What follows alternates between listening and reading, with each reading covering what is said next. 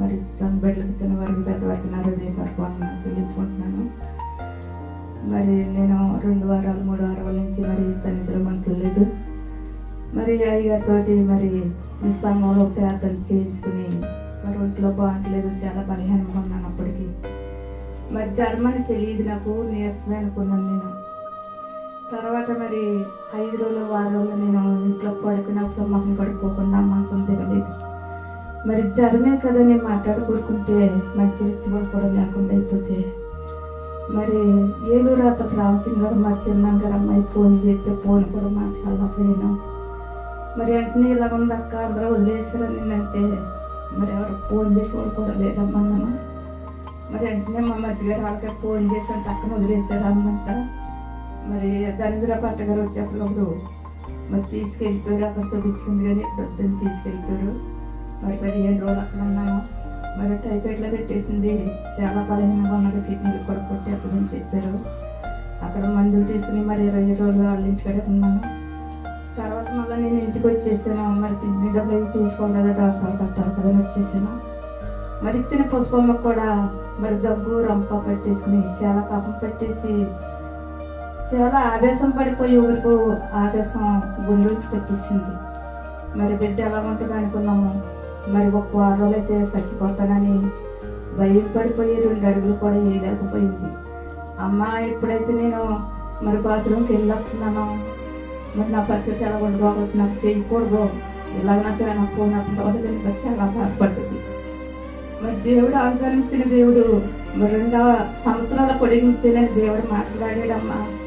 ఆ మాటల ప్రకారంగా నేను జీవిస్తున్నానేమని చాలా బాధపడ్డది పుష్పం దగ్గరికి. మరి నువ్వు ఉంటే ఎంత ఏడు చూస్తున్నావు, చూస్తుంటానమ్మా, నువ్వు పెద్దనే కదా చాలా బాధపడ్డది. మరి ఇక్కడ చూస్తే కుమారుడు ఉండిపోయాడు. 2 సార్లు నేను నలిగిపోతున్నాను, కనుక కూడా రాలేకపోతున్నాను, చాలా ఇబ్బంది పడుతున్నాను నేను. మరి కొన్ని బాధల వల్ల నేను చంద్రులోకి ఏకీకరించలేకపోతున్నాను, క్షమించండి.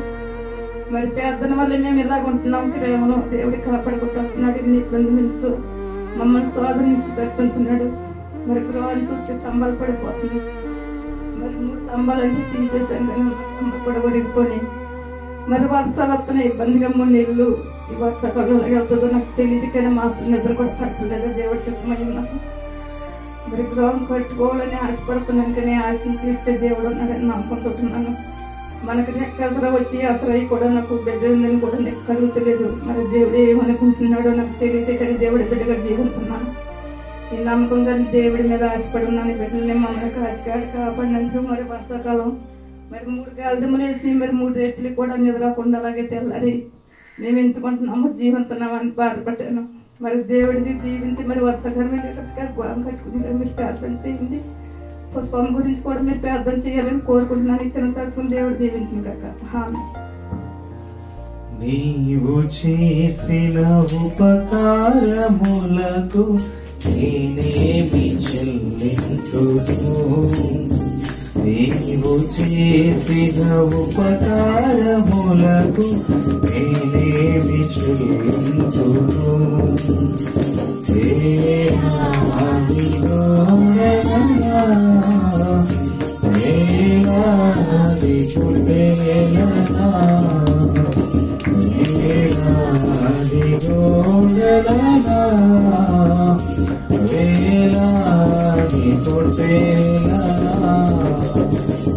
దేవునికి స్తోత్రం. దేవుడు తన ఉన్నతమైన కృపలో వారికి ఇచ్చిన సాక్ష్యములు దేవుడు అద్భుతాలు చేయడం ప్రారంభించిన గాక. పరిశుద్ధమైన దేవుని నామములో మనము సాక్ష్యము ఎందుకు పంచుకోవాలని ఆలోచన చేస్తే ఆ సాక్ష్యము ఏం చేస్తుందంటే మరొక కార్యాన్ని చేయడం ప్రారంభిస్తుంది. మనం ఎప్పుడైతే సాక్ష్యము దేవుని సన్నిధిలో పంచుకోవాలని ఆలోచన చేస్తామో ఆ సాక్ష్యం వెంబడి ఆశీర్వాదాలు ఆగిపోతూ ఉంటాయి. ఎప్పుడైనా సరే దేవుడు చేసిన మేలును ఏ సందర్భంలో కూడా మనం మర్చిపోకూడదు. దేవుడు చేసిన అద్భుతమైన కార్యాలని ఏ విషయంలో కూడా మనం విడిచిపెట్టకూడదు. అది చిన్నదైనా పెద్దదైనా దేవుడు చేసిన మేలు గనుక తప్పకుండా మనము దైవ సన్నిధిలో ఆ యొక్క ప్రణాళికను ఎప్పుడైతే పంచుకుంటామో తప్పకుండా దేవుని ఆత్మ ఈమె నా యందు భయభక్తులు కలిగి ఉంది కనుక ఈమెకు క్రియ చేయాలని చెప్పి మరింతగా దేవుడు ఆలోచిస్తూ ఉంటాడు. కనుక సాక్ష్యం అనేది మనిషి జీవితంలో, లేకపోతే దేవుడు చేసిన మేలులు ప్రతి విషయంలో మనం పంచుకునుట ఎంతో ఆశీర్వాదం. అది మరొక విషయంలో మనకి ఆశీర్వాదం తీసుకొచ్చేలాగా కనబడుతుంది. దేవునికి స్తోత్రం. చదవబడిన లేఖనాల నుంచి చూసినట్లయితే ప్రసంగి గ్రంథము 2వ వచనం చూసినట్లయితే ప్రసంగి పలికిన మాటలని 1వ వచనంలో అంటుంటే 2వ వచనంలో అంటున్న మాట చదువుదామా? వ్యర్థము వ్యర్థమని ప్రసంగి చెప్పుచున్నాడు. వ్యర్థము వ్యర్థము, సమస్తము వ్యర్థమే. సూర్యుని క్రింద నరులు పడుచుండు పాటు అంతటి వలన వారికి కలుగుచున్న లాభమేమి? తరము వెంబడి తరము గతించిపోవచ్చున్నది. భూమి ఒక్కటే నిలుచున్నది. సూర్యుడు ఉదయించి సూర్యుడు అస్తమించును. తాను ఉదయించే స్థలమును మరలా చేరుటకు త్వరపడును. చిన్న ప్రార్థన చేసు. పరిశుద్ధమైన దేవా, కృపగల రాజ్యానికి వందనాలు తండ్రి. అద్భుతమైన నీ కృపను బట్టి ప్రభువా, నీ ఆశీర్వాదములతో గడిచిన దినములన్నీ నడిపించిన దేవుడు తండ్రి. రాత్రికాల సమయంలో వాతావరణం నీ స్వాధీనంలో ఉంచుకుని ప్రార్థన నడిపించిన తర్వాత వర్షాన్ని కుమ్మరించవు తండ్రి. నీ ప్రేమను చూసే కొలది మాలో విశ్వాసం, నీ సన్నిధిలో బలమును పొందుకుంటూ ముందుకు వెళ్తున్నాం తండ్రి. ఈ యొక్క మధ్యాహ్న కాల సమయంలో మరొకసారి ప్రభా, గతించిన వారు మేము పొరపాటు చేసి ఉండొచ్చు. మమ్మల్ని క్షమించండి తండ్రి. ఏ విషయంలోనైనా ప్రభా నిన్ను గాయపరిచి నీ మందిరానికి మేమే ఆటంకాలు పెట్టి ఉంటే మమ్మల్ని మన్నించమని ప్రార్థన చేస్తున్నాం. ఈ వారంలో నిన్ను చేరి నిన్ను గణపరచుటకు ఇచ్చిన అవకాశాన్ని బట్టి స్తోత్రాలు. ఈ దినము కూడా అలాగే ఉన్నా నీ సన్నిధి మాకు విలువైనదని తెలుసుకున్నాం తండ్రి. అందుకని నీ సన్నిధిలో చేరి నిన్ను గణపరచడానికి మరొకసారి అడుగు పెట్టి ఉన్నాం. నీవే కృప చూపించి మమ్మల్ని వాడుకొని ధైర్యపరచమని ప్రార్థిస్తున్నాం తండ్రి.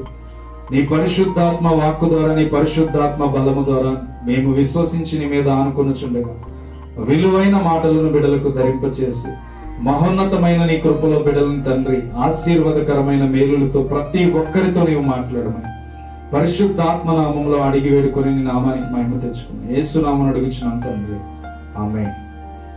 దేవుని యొక్క నామం పట్ల ఎంతో విలువైన జీవితాలుగా మన జీవితాలు నడుస్తున్నాయి. అయితే ఈ యొక్క వాక్య గ్రంథాన్ని మనం ఆలోచన చేస్తే జ్ఞాని అయిన సొలొమోను రాస్తున్న ఈ యొక్క ప్రసంగి 2వ వచనంలో ఒక మాట మాట్లాడుతూ అంటున్నాడు. ఒక్క వచనంలోనే 5 సార్లుగా మాట్లాడుతున్నాడు. ఏమని? వ్యర్థము వ్యర్థము వ్యర్థము వ్యర్థమని 5 సార్లు సంబోధిస్తున్నాడు ఈ యొక్క వాక్యంలో. ఏంటి వ్యర్థము అని ఆలోచన చేస్తే గొప్ప ధనవంతుడై ఉన్నాడు, గొప్ప ఆశీర్వాదం సంపాదించుకున్నవాడై ఉన్నాడు, వెండి బంగారాలు కొదువు లేకుండా ఉన్నాడు, వేలాది గొర్రెలను దేవునికి అర్పించేలాగా ఉన్నాడు, ఎన్నో గొడ్డులను దేవునికి అర్పించేలాగా ఉన్నాడు. మనం 2వ రాజులు గాని మన ఆమోసు గ్రంథంలో చదివినట్లు గాని చూస్తే చాలా అద్భుతమైన బలి అర్పణలు దేవుడికి ఇస్తూ ఉంటాడు. ఎందుకంటే 22,000 గొర్రెలను లేకపోతే ఒంటెలను దేవుడికి బలియాగముగా అర్పించినట్లు మనం చూడగలుగుతున్నాం. అంటే ఇంత ధనవంతుడైన సొలొమోను ఎందుకు ఇంత మాట మాట్లాడుతున్నాడు? ఇంతగా సొలొమోను మాట్లాడడానికి గల కారణం ఏంటి? సమస్తము వ్యర్థం అంటున్నాడు. ఏంటి సొలొమోను విషయంలో కలిగిన ఆలోచన విధానం ఏంటంటే, తను అన్ని చుడుదరిగా తిరగగలిగాడు గాని దేవుని యొక్క ఆత్మను పొందుకోలేకపోయాడు. దేవుని చిత్తాన్ని గ్రహించినప్పుడు చాలా అద్భుతమైన రూపంలో ఎదుగుతూ ముందుకు వెళ్ళాడు. దేవుని అనుభవాలు చాలా ఆరితేరుతూ ముందుకు వెళ్ళాడు. దేవునితో ఇలా మాట్లాడితే, ఇలా సహవాసం చేస్తే, దేవుడితో ఇలా ఉంటే అన్ని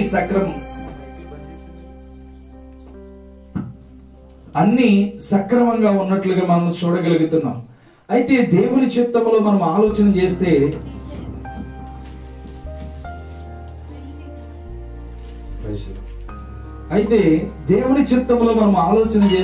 ఈ యొక్క మనిషి సొలొమోను, జ్ఞాని అయిన సొలొమోను అంటున్న మాట, నా దగ్గర ఇంతగా ఉంది గాని ఈ భూలోకంలో ఏం కలుగుతుందంటే సమస్తము వ్యర్థమని ఆలోచన చేస్తున్నా.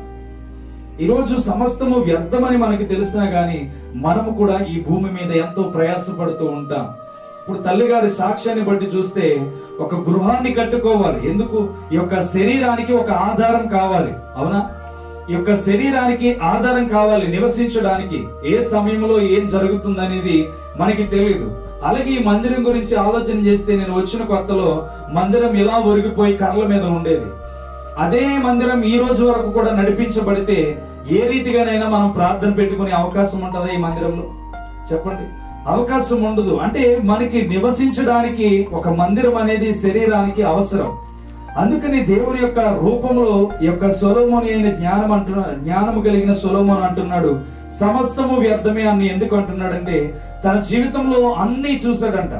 ఎన్ని చూశాడంటే, ఆ 2వ అధ్యాయం 9-10 వచనాలు చూస్తే, నాకు ముందు యెరూషలేమునందు వారు అందరికంటే నేను గనుడనై అభివృద్ధి నొంది తిని, నా జ్ఞానము నన్ను విడిచిపోలేదు, నా కన్నులు ఆశించిన వాటన్నిటిలో దేనిని అవి చూడకుండా నేను అభ్యంతరపరచలేదు, మరియు నా హృదయము నా పనులన్నిటిని బట్టి సంతోషింపగా సంతోషకరమైనదేది అనుభవించకుండా నా హృదయమును నిర్బంధింపలేదు.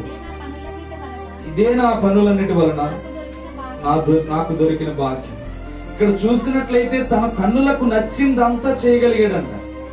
సొలొమోను యొక్క చేతిలో ఉన్న ఆలోచన విధానం ఏంటంటే, తన కన్నులకు ఏదైతే కనబడుతుందో ప్రతి దాన్ని చేస్తున్నట్లుగా వాక్యం చూపిస్తుంది.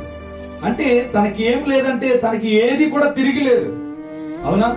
విజయమైనా తిరిగి లేదు, ఏదైనా జయించాలంటే తిరిగి లేదు, ఏదైనా సాధించాలంటే తిరిగి లేదు. తనకి కావలసిన ధనం వస్తుంది, తనకు కావలసిన బలం ఉంది, యుద్ధాలను జయించగలిగే శక్తి ఉంది, దేవుడికి ఇవ్వాలి ఏమైనా అనుకుంటే ఇచ్చే శక్తి ఉంది, అన్ని విధాలు బాగున్నాయి. కానీ తను ఒకటే మాట అంటున్నాడు, ఎంత ఏంటంట వ్యర్థం. అందుకని తన కన్నులకు నచ్చినది అంతటిని చేయడానికి ఇష్టపడ్డాడంటే, కానీ తర్వాత తను మాట్లాడుతున్న మాట, సూర్యుని క్రింద మనుషులు ఎందుకు ప్రయాస పడుతున్నారు అర్థం కావట్లా.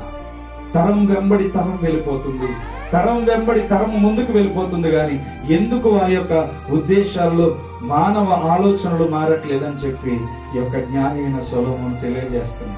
దేవునికి స్తోత్రం. ఈ రోజు కూడా మనం తెలుసుకోవాల్సింది ఏంటంటే, దేవుని మీద ఆధారపడితే మనకి ఏది కూడా కొదువు ఉండదు. దేవుని చిత్తం మీద మనం ఆధారపడితే, దేవునికి ఎంతగా మనం సమయం ఇవ్వగలిగితే, దేవునికి ఎంత అవకాశం మనం ఇవ్వగలిగితే అంత అవకాశాన్ని మనం ఇస్తున్నాం గనుక, నా కుమార్తె నా కోసం ఎంత చేస్తుంది, నా కుమార్తె కోసం నేను చేయలేనా అని చెప్పి దేవుడు ఆలోచిస్తాడు.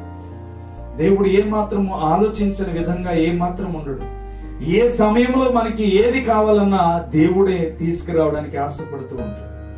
చూడండి, ఒక ప్రణాళిక దేవుడు మనకి పెట్టాడు. 80 ఏళ్ళు లేకపోతే 70 ఏళ్ళు, ఆయుష్ ఉంటే 90 ఏళ్ళు, ఇలా జీవితాన్ని ముందుగా ఒక ప్రణాళికలో ఏర్పాటు చేసి దేవుడు భూలోకానికి పంపించాడు. మనము పుట్టక ముందే, ఒక తల్లి గర్భంలో పిండముగా ఏర్పడక ముందే దేవుని ఊహలో మనం ఉన్నాం. ఆ ఊహలో నుంచి ఒక 80 ఏళ్ళు 70 ఏళ్ళు బ్రతకవలసిన జీవితాన్ని ఒక అందంగా దేవుడు రూపాంతరము చేసి ఏర్పాటు చేసి భూమి మీదకి పంపించిన తర్వాత చేయి విడిచిపెడతాడా?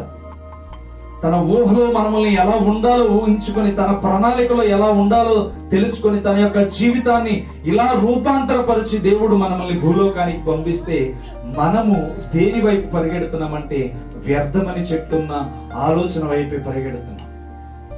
ఈ ప్రసంగి ఎందుకు వ్యర్థమని చెప్తున్నాడంటే, తిను అనుకున్నాడు దేవుని ప్రణాళికను విడిచిపెట్టి నేనే ఏదో సాధించాలనుకున్నాడు.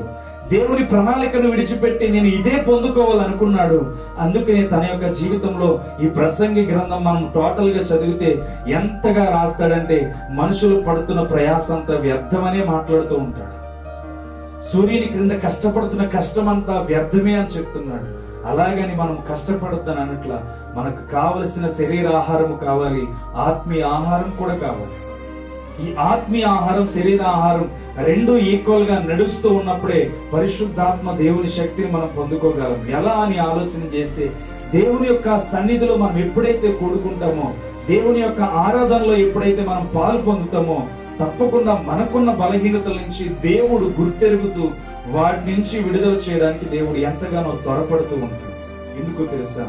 నీ సమయాన్ని విడిచిపెట్టి దేవునికి సమయం ఇచ్చావు గనుక నీకున్న బాధ్యతలను విడిచిపెట్టి, నీకున్న ప్రయాణాలను విడిచిపెట్టి, నీకున్న పనులన్నిటిని విడిచిపెట్టి దేవుని సన్నిధిలో కూర్చోవడానికి ఒక ప్రణాళిక నీకు ఉంది గనుక ఆయన గురించి ఆలోచిస్తున్న నీ కోసం దేవుడు ముందుగానే ఒక ప్రణాళిక ఏర్పాటు చేస్తూ ఉంటాడు. అందుకని యొక్క దేవుని సన్నిధిలో మనం ఆలోచన చేస్తే ఒక ఆలోచన మన విధానాన్ని గుర్తింపు చేసుకోవాలి. జ్ఞాని అయిన సొలొమోను తండ్రి ఏమంటున్నాడంటే, అక్కడ మాట్లాడుతున్న మాట, ఒక మందిరంలో ఒక దినము గడిపితే ఎన్ని దినములతో సమానమంట? 1000 దినములతో శ్రేష్టమైన జీవితం అని చెప్పి మనకి ఆలోచన విధానాన్ని గుర్తు చేస్తున్నాడు. ఎందుకు? దేవుని యొక్క ప్రణాళికలో ఏం దాగి ఉందంటే, దావీదు తెలుసుకున్నది ఏంటంటే, దేవుని యొక్క ప్రణాళికలో ఉజ్జీవం ఉన్నదని తెలుసుకున్నాడు. దేవుని యొక్క సన్నిధిలో ఆశ్చర్యమైన మేలులు ఉన్నాయని తెలియజేస్తున్నాడు. దేవుని సన్నిధిలో జరగలేని కార్యాలు జరుగుతాయని దేవుడు తెలియజేస్తున్నాడు. ఏదైతే మనం ఊహించలేనిది ఉన్నదో అది జరగడానికి దేవుడు చేస్తాడని చెప్పి ఆలోచన విధానాన్ని దేవుడు తెలియపరుస్తాడు. దేవునికి స్తోత్రం. ఈరోజు మనం తెలుసుకోవాల్సింది ఏంటో తెలుసా? ఈ యొక్క లోకంలో సమస్తము వ్యర్థమే గాని మనము కావలసినది ఎక్కువగా సంపాదించుట కాదు. మనం ఎంతలో ఉన్నామో అంతలోనే దీవించబడుతూ దేవుని కొరకు ప్రయత్నం చేస్తూ ఉంటే ప్రయత్నాల వెంబడి ప్రయత్నం దేవుడే తీరుస్తూ వెళ్తాడు. ఎందుకో తెలుసా? సొలొమోనుకి దేవుడు జ్ఞానం మాత్రమే ఇచ్చాడు. ఆ జ్ఞానం అతను ఏం చేసింది తెలుసా? దేశాంతరముల నుండి అతని జ్ఞానాన్ని కొనుక్కోవడానికి అనేక మంది రావడం బైబిల్లో చూడగలరు.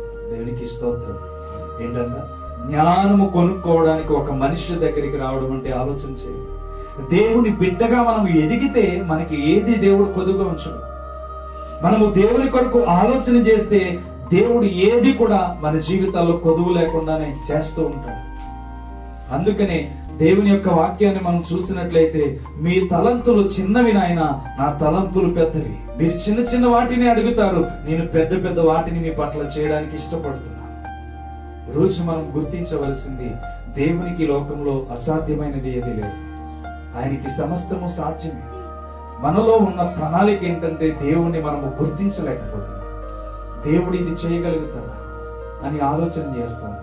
ఏ విషయంలోనైనా, అది చిన్న ఇంటిలో కావలసిన సమస్య ఏదైనా సరే దేవుడు చేయగలుగుతాడు.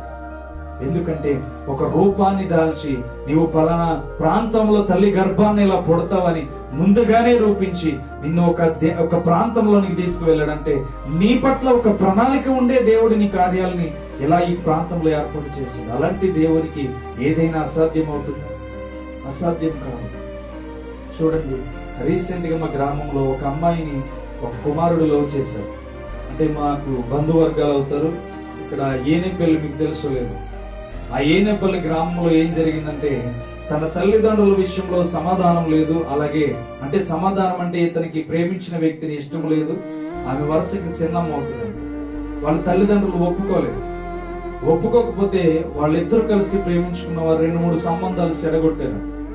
చెడగొట్టి ఇక వాళ్ళ కుటుంబమే ఒప్పుకోలేదని చెప్పి అబ్బాయి వాళ్ళ తల్లిదండ్రులు, అమ్మాయి ఏం చేసిందంటే ఇంకో మ్యారేజ్ కి ఓకే చెప్పింది. ఎంగేజ్మెంట్ కూడా అయినట్టుగా చెప్తున్నారు. అయితే జరిగిన తర్వాత ఈ కార్యం ఏమైందంటే, ఈ కుమారుడు చాలా దేవుని సన్నిధిలో పాటలు పాడుతూ చక్కగా వాయిద్యములు వాయిస్తూ చాలా సంతోషంగా దేవునికి ప్రార్థన చేస్తూ ప్రార్థన చేసుకోకుండా బయటికి వెళ్ళండి. బయటికి వెళ్ళని సందర్భంలో తన యొక్క ఉద్దేశం ఎలా ఉందంటే, ఆ అమ్మాయి పట్ల ఒక ప్రాణబంధకాన్ని ఏర్పాటు చేసుకుంది. ఈ ప్రాణబంధకం ఏంటంటే మనిషిని ఎంతకైనా తెగించేస్తారు. అయితే జరిగిన కార్యంలో ఒక వారం రోజులు చెడగొట్టడానికి ప్రయత్నం చేశాడు కానీ అటువంటి పరిస్థితుల్లో అమ్మాయి ఏమందో తెలీదు. అంతవరకు సపోర్ట్ చేసిన అమ్మాయి ఏదో అన్నది, సంథింగ్ అన్న వెంటనే ఒక వంతుల మీదకి వెళ్ళి తెల్లవార్లు ఆలోచన చేశాడంట. తెల్లవారిన తర్వాత కూర్చుని వెనక్కి దూకేశాడంట. అది దూకిన వెంటనే తను ఏమాత్రము కూడా మరణానికి చేరిపోయాడు. ఎందుకు అంటే ఒక అమ్మాయితో ఏం పెట్టుకున్నాడంటే ప్రాణబంధకం పెట్టుకున్నాడు. ఇప్పుడు తల్లిదండ్రులకి చిన్నప్పుడేమో కుమార్తె చనిపోయింది, ఎదిగిన తర్వాత ఎదిగిన కొడుకు 23 సంవత్సరాలు చనిపోయాడు. చనిపోయిన తర్వాత ఇప్పుడు 4 ఎకరాల ఆస్తి ఉంది. ఏమైనా పట్టుకెళ్ళగలుగుతారా? ఇప్పుడు ఆస్తి కుమారుడికే అని చెప్పి ఆలోచన చేసి వీడు ఏదైనా చేసుకుంటాడేమన్న ఆలోచన కూడా వారికి రాలేదు. ఆమె తల్లికి అతను సంపాదించిన ప్రతి వస్తువును కూడా తల్లికి అప్పచెప్పాడంట. తల్లి కూడా ఎక్కడికి వెళ్తున్నావు నాన్న అని అడగలేదంట. అంటే ప్రతిదీ తన డిబ్బిలో ఉపయోగించుకున్న డబ్బులు, అలాగే బండి కాగితాలు, సమస్తమును అప్పగించేసి ఇంచుమించు ఒక 40,000 చేతిలో పెట్టి నేను వెళ్తున్నాను అమ్మా అని చెప్పినా కానీ తల్లి ఎక్కడికి వెళ్తున్నావు అని అడగలేదు. అంటే ఒక విధానాన్ని ఆలోచన చేస్తే ఎంత ఘోరాపాయ స్థితిలోకి వెళ్ళిపోయారో తెలుసా వాళ్ళిద్దరు. ఈ రోజు తల్లిదండ్రులు చెప్పుకోలేని స్థితిలో వ్యాధనికి వెళ్ళిపోయారు. అందుకనే ఆలోచన విధానాన్ని బట్టి చూస్తే ఇక్కడ కూడా మాట్లాడుతున్న మాట, ఈ భూమి మీద నరులు ఎందుకు ప్రయాసపడుతున్నారో కూడా అర్థం కావట్లా. ఆస్తి ఉంది, ఇప్పుడు వాళ్ళతోనే అంతమైపోతుంది, వారసత్వం లేదు. అదే ఆ కుమారుడు ఇష్టపడిన వారిని ఏదో కష్టంతో పెళ్లి చేస్తుంటే నిలబడేవాడని ఇప్పుడు ఆలోచనిస్తే ప్రయత్నం ఏమైనా ఉంటుందా? ఉండదు. 3 రోజుల తర్వాత లేచి ఆ ఒడ్డున కనపడ్డాడు.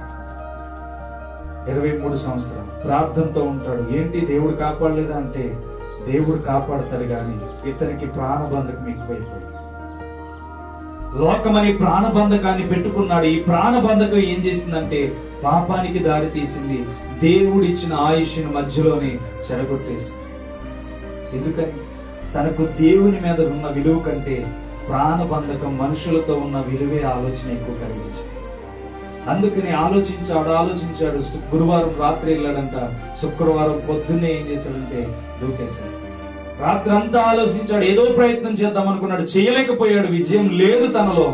ఆ విజయం ఏం చేసిందంటే అటువైపు తల్లిదండ్రులు, ఇటువైపు ప్రేమించిన అమ్మాయి అతని తలపులను మార్చేసి 23,000కి దేవుడిచ్చిన ఆయుష్ను కోల్పోయి వెళ్ళిపోయాడు.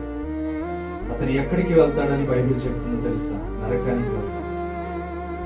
దేవుడిచ్చిన ఆయుష్ను ఎవరు కూడా మధ్యలో తీసుకోవడానికి వీల్లేదు. దేవుడిచ్చిన ఆయుష్ని చివరి వరకు గడిపే స్థితిని దేవుడు మనకి ఇచ్చాడు. 70 ఏళ్ళు 80 ఏళ్ళు అని వాక్యం చెప్తుంది. ఒకవేళ ఏ బలహీనత వచ్చి నేను తీసుకుంటే అది దేవుడి తీర్పులోనికి వెళ్తుందేమో గాని నీకు నువ్వుగా హఠాత్తుగా మరణం పొందాలని ఆలోచన చేస్తే ఏ మాత్రము కూడా ఆ ప్రేమించిన వ్యక్తి విషయంలో జరిగినట్టుగా మనలో జరగకూడదు. దేవుడిచ్చిన ఆయుష్. అందుకని దావీదు అంటాడు, నువ్వు నన్ను రూపాంతరపరచడం చూస్తే నా తల్లి గర్భములో నన్ను చూసావు, నేను మాట్లాడక ముందే నా హృదయంలో ఉన్నది ఏంటో నీవు గ్రహిస్తావు అని చెప్పి 139వ కీర్తన మొత్తం చదువుకుంటూ వెళ్తే చాలా అద్భుతంగా మాట్లాడుతూ ఉంటాడు. ఎందుకని? ఆయన మనల్ని పరిశోధిస్తూ తెలుసుకుంటున్నాడు. మన హృదయంలో ఉన్నది ప్రతి ఒక్కటి పరిశోధిస్తూ తెలుసుకుంటున్నాడు. పరిశోధిస్తూ తెలుసుకుంటున్న దేవుని యొక్క అనుభవాల్లో మనం ఎదిగి ఉండాలి, కానీ దేవుని యొక్క అనుభవాలను విడిచిపెట్టి మనం బ్రతకూడదు. ఈరోజు దేవుని యొక్క చిత్తంలో ఎదుగుతున్న నీవు నేను కూడా దేవుని యందు భయభక్తులు కలగడానికి దేవుని మందిరానికి వస్తున్నాం. దేవుని మాటలను వినడానికే దేవుని మందిరానికి వస్తున్నాం. దేవుని యొక్క చిత్తంలో ఉంటే మనము దేవుని శక్తిని ఎలా పొందుకోగలమో అని చెప్పి మనము నేర్చుకుంటున్నాం. ఈరోజు ఈ ప్రసంగి చెప్పడానికి గల కారణం ఏంటో తెలుసా? ఈ లోకములో ఉన్నది సమస్తము వ్యర్థమే. ఆ కుమారుడు తల్లిదండ్రులకి 4 ఎకరాలు ఉంది. ఇప్పుడు ఏమైనా వాళ్ళకి అవకాశం ఉందా దాన్ని తినడానికి? తన కుమారుడు తినడానికి ఏమైనా ఎవరైనా వెనకాల ఉన్నారా? ఇక ఎవరు లేరు. వాళ్ళకి వచ్చే ఆలోచన ఏంటో తెలుసా? బ్రతుకుండి మాకేం రాదు. అవునా కదా? ఏ తల్లిదండ్రులకైనా వచ్చిన వయసుకు వచ్చిన 23 సంవత్సరాల కుర్రోడు ఎవ్వరూ లేరు, ఒక్కడే. ఉంటే పోనీ వాళ్ళు మర్చిపోతారు అనుకోవచ్చు, కానీ మర్చిపోలేని స్థితిలో వారి తల్లిదండ్రులకి తీరని ఘోష మిగిల్చి వెళ్ళిపోయారు. ఇప్పుడు వారి తల్లిదండ్రులకి క్షేమంగా ఎవరైనా సపోర్ట్ లేకపోతే వాళ్ళు కూడా ఆలోచించేది ఏంటి తెలుసా? బ్రతికుండి మాకేం రాదు. కన్న కొడుకుని కాపాడుకోలేకపోయాం. దృష్టి మళ్లించుకొని మా ఆలోచన విధానాన్ని మార్చుకోలేకపోయాం. మార్చుకుంటే బాగుండని ఉబ్బుపోయి ఆపరేషన్ ఆ యొక్క జరిగిన రీతిగా దాని మీద పడి ఆడవడానికి కూడా వారికి అవకాశం లేదు. ఎందుకు? పోస్ట్ మార్టం అయిపోయింది. తన మీద సంతోషంగా గుండెలు రొమ్ము కొట్టుకుని ఏడవడానికి కూడా అవకాశం లేదు. కవర్లో ప్యాక్ చేశారు. ఎంత దౌర్భాగ్యస్తుంది.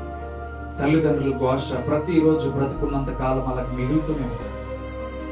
ఈరోజు తల్లిదండ్రుల విషయంలో మనము ఆలోచన చేస్తే బిడ్డలు కూడా అదే రీతిగా బ్రతుకుతున్నారు. ఇష్టానుసారమైన జీవితాలతో, లవ్ చేస్తూ, ఇష్టానుసారమైన కొవ్వు ఎక్కిన ఆలోచనలతో, కొవ్వు ఎక్కిన బ్రతుకుతో ఎంతగానో దేవుణ్ణి విడిచిపెట్టేసి రీతిగా బ్రతుకుతూనే ఉన్నారు. తల్లిదండ్రులు కళ్ళు కప్పొచ్చేమో గాని పరలోకమందున్న దేవుని కళ్ళు ఎవడు కప్పలేడు. పరలోకమందున్న దేవుని ఆలోచనని ఎవడు మార్చలేడు. ఆయన చూపుని ఎవడు కూడా అడ్డు పెట్టలేడు.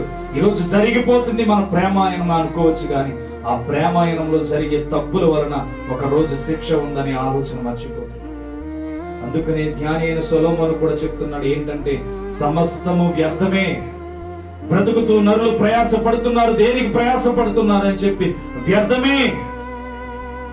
ఈరోజు ఆలోచన విధానాన్ని మార్చుకోలేకపోతున్నాం, ఆలోచన క్రమాన్ని మార్చుకోలేకపోతున్నాం. పరిశుద్ధాత్మ దేవుని బలము చేత మనము నిర్మించబడ్డాం. దేవుని యొక్క ప్రణాళికలో ఎదగాలని దేవుడు చెప్తుంటే ఈరోజు దేవుని వైపు మనం పోగేసుకుంటున్నాం. చూడండి, దేవుడు లేకుండా మనం ఏం చేయగలం? దేవుని సన్నిధి మనతో లేకుండా ఏం చేయగలం? దేవుడు ఉంటేనే మన జీవితాల్లో వెలుగుమయంగా మార్చగలం. దేవుని యొక్క ప్రణాళికలో మనం ఉండగలిగితేనే, దేవుని యొక్క నిర్మాణంలో ఉండగలిగితేనే మన జీవితాలు ప్రత్యేకింపబడినవిగా కనబడుతూ ఉంటాయి. దేవునికి స్తోత్రం. ఈరోజు వాక్యం వింటున్న మీరు మీలో ఉన్న బలహీనతలను దేవునికి అప్పగించాలి. మీలో జరగలేని కార్యాలను దేవుడికి అప్పగించాలి. మీరు చేయలేననుకున్న ప్రయత్నాలను దేవుడికి అప్పగించాలి. మీరు పొందలేని ఆశీర్వాదాలు దేవుడు ఇస్తాడనే ఆలోచన విధానాన్ని మీలో ఉండాలి. అందుకని మీ జీవితంలో మీ మీద మీరు ఆధారపడకూడదు. మీ జీవితాల్లో మీ చేతులారా ఏదో చేయడానికి మీరు ప్రయత్నం చేయకూడదు. మీ అనుభవాల్లో ఏదో చేయడానికి, ఏదో సంపాదించడానికి ప్రయత్నం చేయకూడదు. మిమ్మల్ని పుట్టించిన దేవుని మీద మీరు ఎప్పుడైతే అనుకుంటారో తప్పకుండా దేవుడు అద్భుతాన్ని చేస్తాడు. దేవునికి స్తోత్రం. హల్లెలూయా.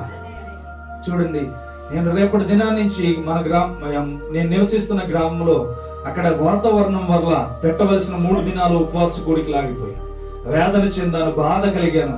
ఏదేమైనా సరే అక్కడ ఏదో ఒకలాగా రేక్ సెట్ వేసేయాలని ఆలోచన చేశాను. రేక్ సెట్ వేసేయాలని రేపటి నుంచి ప్రారంభించాలని ఆలోచన చేస్తే రాత్రికాల సమయంలో దేవుడు 7,000 రూపాయలని ఒక్కొక్కరి మనసుని కదిలించే దేవుడు అనుగ్రహించాడు. దేవునికి స్తోత్రం. మనము దేవుని కొరకు ప్రయాసపడితే దేవుడే సమస్త కార్యాలను తీరుస్తాడు. మనం ఎప్పుడైతే దేవుని పనిని మొదలెట్టడానికి పూనుకుంటామో ఆ మొదలెట్టవలసిన పనిలో నీకెందుకు శ్రమ, నీవు నా గురించి ఆలోచిస్తున్నావు, నేను నీ గురించి ఆలోచిస్తానని దేవుడు చెప్తాడు. ఎలా దేవుడు కార్యాలు చేస్తాడంటే మనం ఆయన గురించి ఆలోచిస్తున్నప్పుడే ఆయన మన గురించి ఆలోచన చేస్తాడు. ఈ లోకంలో నేను రేపటి దినము గురించి ఆలోచించకుండా ఏం కలిగి ఉంటానంటే దేవునితో నివసిస్తే ఆ జీవితం నాకు చాలు, ఈ దినాన్ని మరణిస్తే ఆయన దగ్గర ఉంటే అదే చాలని ఆలోచనలో బ్రతుకుతాను. అందుకని రేపటి దినం కొరకు ఏ రోజు కూడా రూపాయి దాచి ఉంచు. ఏం జరుగుతుందో అది ఖర్చు పెట్టడమే నా వంతు, ఇవ్వడం ఆయన వంతు. దేవునికి స్తోత్రం. హల్లెలూయా. దేవుడు పోషించగలడని మనం ఎప్పుడైతే తెలుసుకుంటామో తప్పకుండా దేవుడు మనకి తగిన ఆశీర్వాదాలను తీసుకొస్తాడు. ఏ రోజు కూడా దేవుడు అది చేయడు ఇది చేయడని ఎప్పుడు భ్రమపడదు. దేవుడు ఏదైనా సాధ్యపరచగలడు. దేవుడు సరైన సమయానికి నేను ఏర్పాటు చేయాలి. ఈ వర్షాకాలం ఎలాగా సువార్త ఆగిపోతుంది, గొంతులో ప్రాణం ఉన్నంత వరకు యవన ప్రాయంలో సువార్త వివరించాలనే ఆలోచన దేవుడు పెట్టాడు. ఒకవేళ గత వారం శనివారం కూడా ఆ వాతావరణం బాగోక ఎక్కడ పెట్టాలో తెలియక ఆగిపోయిన క్షణానికి మనస్తాపన, తెల్లారి చూస్తే ఆదివారం ఇక్కడ ఆగిపోయింది, ఎక్కడ సువార్త ఆగిపోతుందని భయంతో ఈ వారం అంతట్లో ఎంతగానో దేవుని దగ్గర బాధపడుతూ ఉన్నాం. మనం దేవుని కొరకు ఆలోచిస్తే దేవుడు మన కొరకు ఆలోచిస్తే వెంటనే ఒకరిద్దరు మనస్సులను కలుగజేసి అమౌంట్ ని ఏర్పాటు చేశాడు. ఎందుకంటే ఉన్న దానిలోనే దిగిపోవాలని ఆలోచన చేశాను. 35,000 లేకపోతే 45,000 కూడిన ఆ పనిని దేవుడు నేను 20,000 చేతిలో ఉంచుకుని ప్రారంభిద్దామంటే దానికి యాడ్గా ఇంకొకరిని యాడ్ చేసుకుంటూ వెళ్తున్నాడు. ఎందుకని ఇది నా ప్రయత్నం కాదు, పరలోకమందున్న దేవుని ప్రయత్నం. నేను పడేది ప్రయాస ఈ లోకం కొరకు కాదు, పరలోకమందున్న దాని కొరకు అని దేవునికి ముందే తెలుసు. అందుకని నేను పడే దాంట్లో వ్యర్థం ఏది కాకూడదని ముందుగానే నన్ను దేవుడు ఏర్పాటు కలిగి అనేకమైన కార్యాలు చేస్తున్నాడు. ఇవన్నీ చెప్పుకోవాల్సిన తగినవి కాదు, కానీ ఎందుకు చెప్తున్నానంటే దేవుని కొరకు సంఘమైన మీరు ఎత్తబడే గుంపులో చేరాలి. దేవుని కొరకు మీరు నిలబడాలి. దేవుని చిత్తంలో ఒదిగి ఉండాలి. దేవుడికి అసాధ్యమైనది ఏదీ లేదు. ఎంత బలమైనదైనా దేవుడు కొట్టి పడేస్తాడు, ఎంత తీరలేనిదైనా దేవుడు కొట్టి పడేస్తాడు. ఎందుకో తెలుసా? దేవుని పట్ల మీకున్న బాధ్యత అటువంటిది. దేవునికి స్తోత్రం. ఈరోజు మన జీవితాల్లో తెలుసుకోవాల్సిన విధానంలో మొట్టమొదటిగా దేవుని మీద మనం ఆధారపడాలి. దేవుని చిత్తానికి మనం లోబడాలి. దేవుని అనుభవాలకి మనం లోపడాలి. దేవుని అధ్యాయాన్ని మనం జాగ్రత్త పడి ఆలోచన చేయాలి. అందుకని తరం వెంబడి తరం వెళ్ళిపోతుంది, కానీ మనుషులు ఎందుకు ప్రయాసపడుతున్నారో కూడా భూమి ఒకటే ఎల్లప్పుడూ నిలుచున్నదని చెప్పి మాట్లాడుతున్నారు. ఈరోజు అర్థం చేసుకోండి, దేవుడు మనతో ఏం మాట్లాడుతుండో తెలుసా? నీవు ఆయనతో ఉంటే నీ పట్ల ఉద్దేశాలు ఆయన ఆలోచిస్తాడు. దేవునికి స్తోత్రం.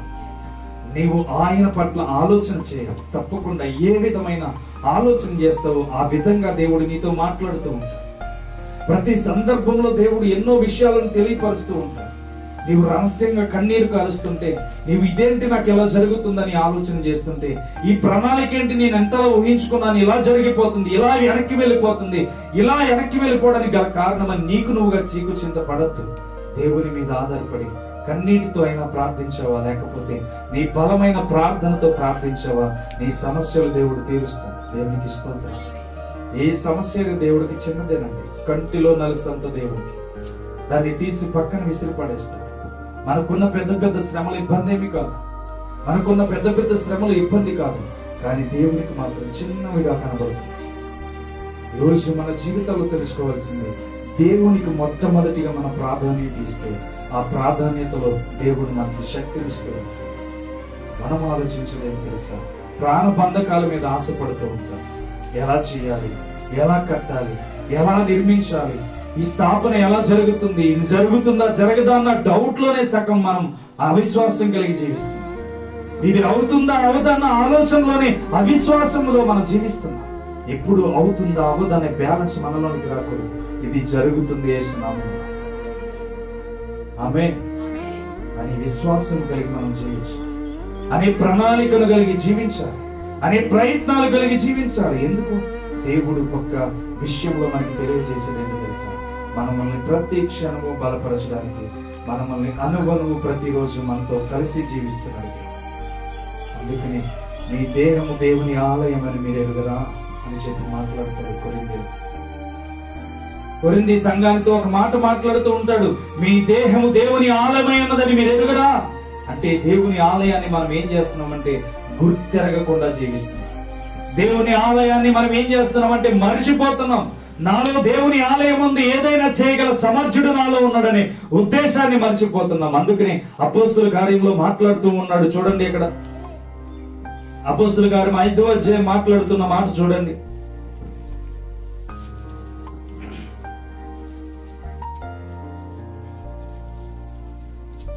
తీసరమ్మ చదువుకొచ్చు. యోహాను మీలో బాప్తిసము ఇచ్చెను గాని కొద్ది దినములలోగా మీరు పరిశుద్ధాత్మలో బాప్తిసం పొందారు. అలాగే 8వ వచనం చూసినట్లయితే, అయినను పరిశుద్ధాత్మ మీ మీదికి వచ్చినప్పుడు మీరు శక్తి నొందెదరు. దేవునికి స్తోత్రం. ఏంటి ఈ పరిశుద్ధాత్మ పని? ఈ పరిశుద్ధాత్మ పని ఏంటి? పరిశుద్ధాత్ముడు మనలో ఉన్న విశేష శక్తి కలిగిన ఆలోచన ఏంటి? పరిశుద్ధాత్ముడి ప్రణాళిక ఏంటి? మీరు చూసినట్లయితే యేసుక్రీస్తు బాప్తిసం పొందిన వెంటనే ఆకాశము తెరవబడి పరిశుద్ధాత్మ రూపంలో పావురం ఆయన మీదకి దిగవచ్చినట్లుగా మనకి లేఖనాలు చూస్తున్నాం. అవునా కాదా? ఎప్పుడు మనం సంబోధిస్తూ ఉంటామంటే క్రిస్మస్ వచ్చినప్పుడుగా ఎక్కువగా మాట్లాడుతూ ఉంటారు ఈ మాటలు. ఆయనను 3వ అధ్యాయం చూడండి, మత్తయి సువార్త మీకు చూపిస్తానమాట.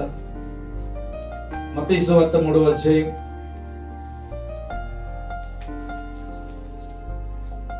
11వ వచనం చూడండి. ఆ మారు మనస్సు నిమిత్తము నేను నీళ్లతో బాప్తిసం ఇచ్చుచున్నాను, అయితే నా వెనుక వచ్చుచున్నవాడు నాకంటే శక్తివంతుడు, ఆయన చెప్పులు మోయుటగాను నేను పాత్రుడను కాను, ఆయన పరిశుద్ధాత్మతో అగ్నితోను మీకు బాప్తిసం ఇచ్చిన. దేవునికి స్తోత్రం. 16వ వచనం చూస్తే, యేసు బాప్తిసం పొందిన వెంటనే నీళ్ల నుండి వచ్చుకోవచ్చును, ఇదిగో ఆకాశము తెరవబడి దేవుని ఆత్మ పావురం వలె అతని మీదకి దిగి వచ్చును. దేవుని యొక్క వాక్యాన్ని బట్టి ఈ పరిశుద్ధాత్మ ఏం పని చేస్తారు మనలో ఉంటే, పరిశుద్ధాత్మ పని ఏంటి మనలోనికి వస్తే అని ఆలోచన చేస్తే, ఆకాశము తెరవబడిందంట. ఆయన చెప్తున్న యోహాను భక్తుడు చెప్తున్న మాట, ఈయన పరిశుద్ధాత్మలోను అగ్నిలోను మనకి బాప్తిసం ఇస్తాడు. పరిశుద్ధాత్మ మనలోనికి ఉంటే తను చేయబోయే పని ఏంటి అంటే, పరిశుద్ధాత్ముడు సెలవిస్తున్న మాట యోహాను సువార్త 3వ అధ్యాయం 5వ వచనం చూడండి. యోహాను సువార్త 3వ అధ్యాయం 5వ వచనం.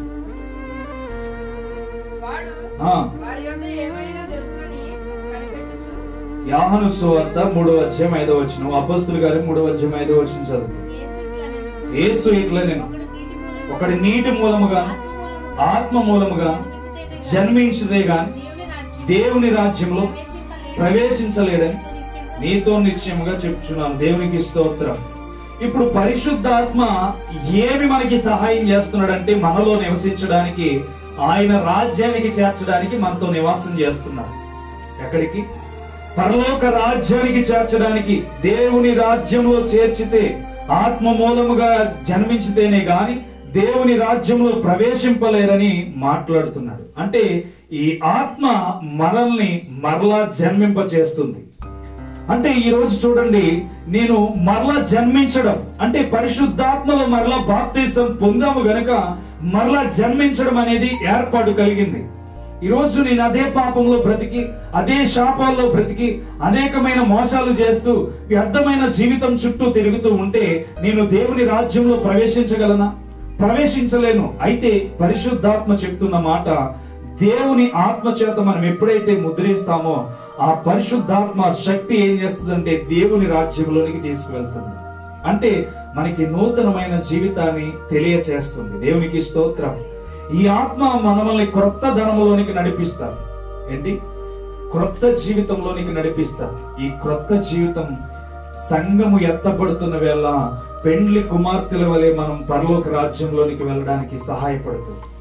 అక్కడ ఏడుపు ఉండదు, పండ్లు కొరుకుట ఉండదు, ఇబ్బంది పడుతూ ఉండదు, అప్పుల సమస్య ఉండదు, శత్రు బలహీనత మనముల మీద ఉండదు, ఏ మాత్రం ఉండదు. ఏముంటదంటే అక్కడ ఎల్లప్పుడూ స్తుతి స్తోత్రములు చెబుతూ గాన ప్రతిగానములతో దేవుణ్ణి పరిశుద్ధుడు పరిశుద్ధుడు అని పొగుడుతూ దేవుని చుట్టూ మనము తిరుగుతూ ఉంటాం. దేవునికి స్తోత్రం.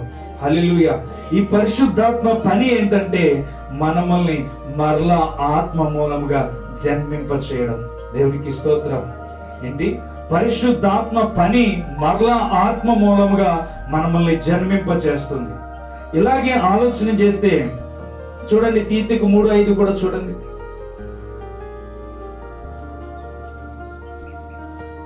తీతు పత్రిక 3:5.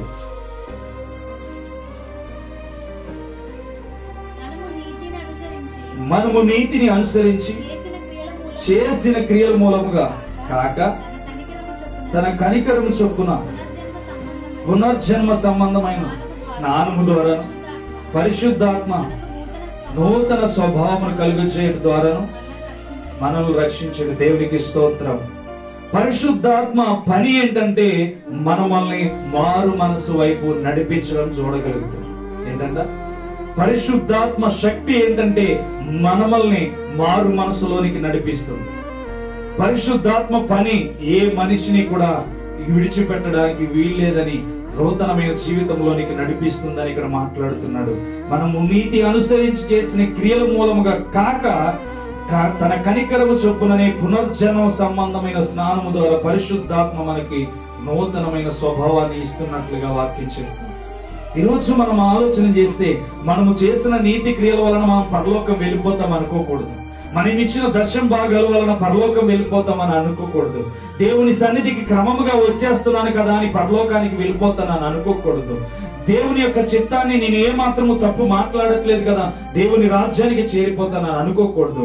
మనం ఎప్పుడైతే దేవుని యొక్క నియమాల్లో నీతిని కనికరములు పొందుకుని పునర్జన్మైన స్నానాన్ని చేసి పరిశుద్ధాత్మ మనకి నూతన స్వభావాన్ని కలుగజేస్తాడు, అప్పుడే మనము దేవుని రాజ్యంలో ప్రవేశిస్తామని వాక్యం చెప్తుంది. యోహాను భక్తుడు కూడా అదే చెప్పాడు. ఇప్పుడు ఈ వాక్యం కూడా అదే చెప్తుంది. ఏం చెప్తుందంటే పునర్జన్మైన స్నానములో మనం కలిగి ఉంటే పరిశుద్ధాత్ముడు మనము పరలోక రాజ్యానికి తీసుకువెళ్తాడు అన్నట్టుగా కనబడుతుంది. దేవునికి స్తోత్రం. హల్లెలూయా. నిజం చెప్పండి, ఒకళ్ళు మారేమనుకో మనతో పాటు మనం టికెట్ కొనుక్కి వెళ్ళగలమా? ఫ్యామిలీ టికెట్ ఉండేసేయా, మా ఫ్యామిలీ అంతా మీ పరలోక రాజ్యానికి తీసుకొస్తామంటే దేవుడు ఏమన్నా రాణిస్తాడు? చెప్పండి. అయ్యా ఇదిగో దుబాయ్ వెళ్తున్నారు, అమెరికా వెళ్తున్నారు, వీసాలు తెచ్చుకుని వెళ్ళిపోతున్నారు, ఫ్యామిలీ వీసాలు. ఇప్పుడు పరలోకానికి కూడా నేను ఒక్కడు మారాను కదా, నాతో పాటు నా బిడ్డల్ని, నాతో పాటు నా భర్తని, నాతో పాటు నా బంధువులు కూడా తీసుకువెళ్ళిపోతానంటే ఏమైనా ఉంటుంది? చెప్పండి. ఇస్తాడా? అవకాశం ఎవడు ఎందుకు ఇస్తాడు? మారిన వారికి మాత్రమే ఏముంది? పరలోక రాజ్యం. దేవుని పట్ల నెరవేర్చిన వారికి పరలోక రాజ్యం ఉంది. ఈరోజు మనం అదే ఆలోచన చేయాలి. దేవుడు కూడా అదే చెప్తున్నాడు. నీ నీతిని నీ క్రియల మూలముగా కాక తన కనికరము చొప్పున నీ పునర్జన్మ స్నానము ద్వారానే పరిశుద్ధాత్మ మీకు నూతన స్వభావాన్ని ఇస్తున్నాడు. ఏమిస్తున్నాడు? రే ఏమిస్తున్నాడా? ఏమిస్తున్నాడు చెప్పాలి. ఏమిస్తున్నాడా? పరిశుద్ధాత్మ పని ఏంటి? ఇప్పుడు 2 మాటలు చెప్పు. ఏం చూస్తున్నాం? బైబిల్ చూస్తున్నామండి, వాక్యాన్ని. మిమ్మల్ని అడుగుతాను మధ్య పరిశుద్ధాత్మ పని ఏంటంటే మనకి మారు మనస్సును కలిగించడానికి ప్రయత్నం చేస్తాం. దేవుడికి స్తోత్రం. అంటే పుట్టించిన వాడు ఆయన, అవునా? మరలా పోషించేవాడు ఆయన. మనకి ఏ పని కావాలో ఆయనకి తెలుసు, ఏ టైంలో మనకి పని పోవాలో ఆయనకి తెలుసు. ఇన్ని చేస్తున్న దేవునికి మరలా పని పెట్టాడు. ఏంటి? పరిశుద్ధాత్ముడి మరలా మారు మనసు పొందడానికి సహాయం చేయాలి. అంటే దేవునికి మనం అంటే ఎంత ప్రేమ అంటే అంత పని పెట్టుకుంటున్నాడు పరిశుద్ధాత్ముడు కూడా మనతో. మనల్ని మార్చడానికే ప్రయత్నం చేస్తున్నాడు, మనల్ని నూతనముగా నిర్మించడానికి. మనం ఆల్రెడీ పాతబడిపోయామని తెలుసు. పాతబడిపోయిన వస్తువుల్ని శుభ్రంగా నొగదొచ్చేలాగా కడిగేసి స్టీల్ గా చేసేయాలని తెలుసు ఆయనకి, అవునా? మనం దాఖలు మాడిపోయినాయి అనుకో ఏం చేస్తాం? తోమేస్తాం, అది మాడిపోయేవారు. అవునా? కూర వండినా దాన్ని జిడ్డిపోవడానికి ఏం చేస్తాం? సబ్బు పెట్టి తోమేస్తాం, అవునా కదా? అలాగే దేవుడు కూడా మనలో ఉన్న పాపాలన్నిటినీ తుడిచేయడానికి మరలా పరిశుద్ధాత్మనే పని కింద పెట్టాడు మనకి. ఎంత గొప్ప దేవుడు అండి! వీళ్ళు ఎలాగా పాపం చేసేసారు. మరలా ఈ పాపం చేసిన వారిని కుమారుడి చేత పంపించి రక్తంలో కడుగుకోమన్నాడు. కడుక్కున్న తర్వాత మరలా ఏదైనా తప్పు జరుగుతుందేమని మరలా పరిశుద్ధాత్మను మనతో ఉండడానికి వెంటనే పంపించేసి దేవునికి ఇస్తాం. ఎంత గొప్ప దేవుడు! సరిగ్గా కూర్చొని ఆలోచిస్తున్నాం. ఆలోచించండి. ప్రార్థన చేస్తే చాలు జవాబిచ్చేస్తాడు. మనం ఆయాస పడితే చాలు జవాబిచ్చేస్తాడు. మనం కంగారు పడితే చాలు, నువ్వు కంగారు పడద్దు, కూర్చోనాయనా అని చెప్పి ఎంతగానో ఆశ్రయాన్ని మనకి ఇచ్చేస్తాడు. ఇంత గొప్ప దేవుణ్ణి మనం మనస్ఫూర్తిగా ఎందుకు ఆరాధించలేకపోతున్నాం? ఇంత గొప్ప దేవుణ్ణి విశ్వాసముగా ఎందుకు ఆరాధించలేకపోతున్నాం? నిజం చెప్పండి, మనకున్న బలహీనతలు కదా మమ్మల్ని కృంగదీసేది, మనకున్న అవిశ్వాసం కదా దేవుని పట్ల కార్యాలు జరగకుండా చేసేది, అవునా కాదా? అవును. ఇక్కడ పరిశుద్ధాత్ముడు అంటున్నాడు, మీరు కంగారు పడొద్దు, పునర్జన్మనిచ్చేది నేను. మీ నీతి కార్యాలు మిమ్మల్ని పరలోక రాజ్యం చేర్చు. మీ నీతి కార్యాలు పరలోక రాజ్యంలోనికి మిమ్మల్ని తీసుకువెళ్ళాను. నేను పరిశుద్ధాత్మ ద్వారా మీకు నూతన స్వభావాన్ని కలుగు చేస్తాను. మొదటి పని ఏంటో తెలుసా? పరిశుద్ధాత్మ పని మారు మనసును కలుగు చేయడం. దేవునికి స్తోత్రం. హల్లెలూయా. ఈరోజు మనం అందరము మారు మనసు కోసమే ఈ పాట. చూడండి, వర్షం వస్తూనే ఉంది. ఎందుకు ఇక్కడికి వచ్చేసాం? సంతోషం ఎక్కడ దొరుకుతుంది అంటే మేము వాక్యం ప్రకటించిన చోటే మాకు సంతోషం. వాక్యం ప్రకటించకపోతే ఏం చేయాలని తల కొట్టుకుంటూ ఉంటాం. వాక్యం ప్రకటిస్తేనే మాకు సంతోషం దొరుకుతుంది, వాక్యం వివరిస్తేనే మాకు సంతోషం దొరుకుతుంది. గత వారం శనివారం మాన్నందుకు తెల్లారి ఆదివారం కూడా వాక్యం లేదు. ఏం చేయాలి? వాక్యం ప్రకటించాలి, ఎలా అయినా వాక్యం ప్రకటించాలి అని తప్పున మాలో ఎందుకు ఈ బ్లడ్ అని దేవుడు పెట్టాడు తెలుసా? పరిశుద్ధాత్మలో కడగబడిన వాడికి దేవుని పట్ల అద్భుతమైన కార్యాలు జరగడం ప్రారంభిస్తాడు. వాడు చూస్తున్న కొలది, వాడు దేవుని శక్తిని అనుభవిస్తున్న కొలది మరింత ప్రభావంగా దేవుని రాజ్యంలోనికి అనేక మందిని నాతో పాటు తీసుకువెళ్ళాలనే కోరిక వారిలో కలుగుతూ ఉంటది. కనుక ఆ ప్రణాళిక అలాగే ఉంటది. ఎవరి విషయం నాకు తెలియదు, కానీ నా విషయం మటుకి మన సంఘం అంతా పరలోక రాజ్యంలో వెళ్ళాలి. నేను ఎవరికైతే సువార్త వివరిస్తున్నానో వారందరూ దేవుని నమ్మి పరలోక రాజ్యానికి తీసుకువెళ్ళాలి అని తపన. దేవుడు ఎన్నుకునేది ఎందుకో తెలుసా? ఆయన కార్యాలను, నీతి యావత్తు యథార్థత కలిగి నడిచిన వారి పట్ల ఎంతో జాలి పడుతూ ఉంటాడు. నీతి లేకుండా సేవ చేసేవాళ్ళు, విమర్శించే వాళ్ళు సేవ చేసేవాళ్ళు. అలా విమర్శ చేసే వారికి దేవుడే తీర్పు తీర్చుకుంటాడు. ఏ రోజు కూడా మనము తక్కువ చేసేవారిని మాట్లాడుతాం. వాడు మనల్ని దూషించి మనతో మాట్లాడుతున్నాడా? మనకి తెలిసింది ఒకటే, ప్రేమను పరిచయించాడు. దేవునికి స్తోత్రం. హల్లెలూయా. అందుకనే ఈ తీతులో కూడా తీతు విషయంలో కూడా మాట్లాడుతూ ఉన్న మాట, నీ క్రియల మూలముగా కాక తన కనికరము చొప్పునే పునర్జన్మ సంబంధమైన స్నానము ద్వారానే పరిశుద్ధాత్మ మనకు నూతన స్వభావాన్ని కలుగు చేస్తున్నాడు. దేవునికి స్తోత్రం. రెండవదిగా, మొదటిగా మారు మనసును కలుగు చేయడానికి పరిశుద్ధాత్ముడు సహాయం చేస్తుంటే, రెండవదిగా మనకి తెలియజేస్తున్న మాట, అంతరంగంలో నివసిస్తాడు. దేవునికి స్తోత్రం. ఏంటంట? అంతరంగంలో నివసిస్తాడు. చూడండి, యోహాను సువార్త 4వ అధ్యాయం 14వ వచనం చూడండి. యోహాను సువార్త 4వ అధ్యాయం 14వ వచనం.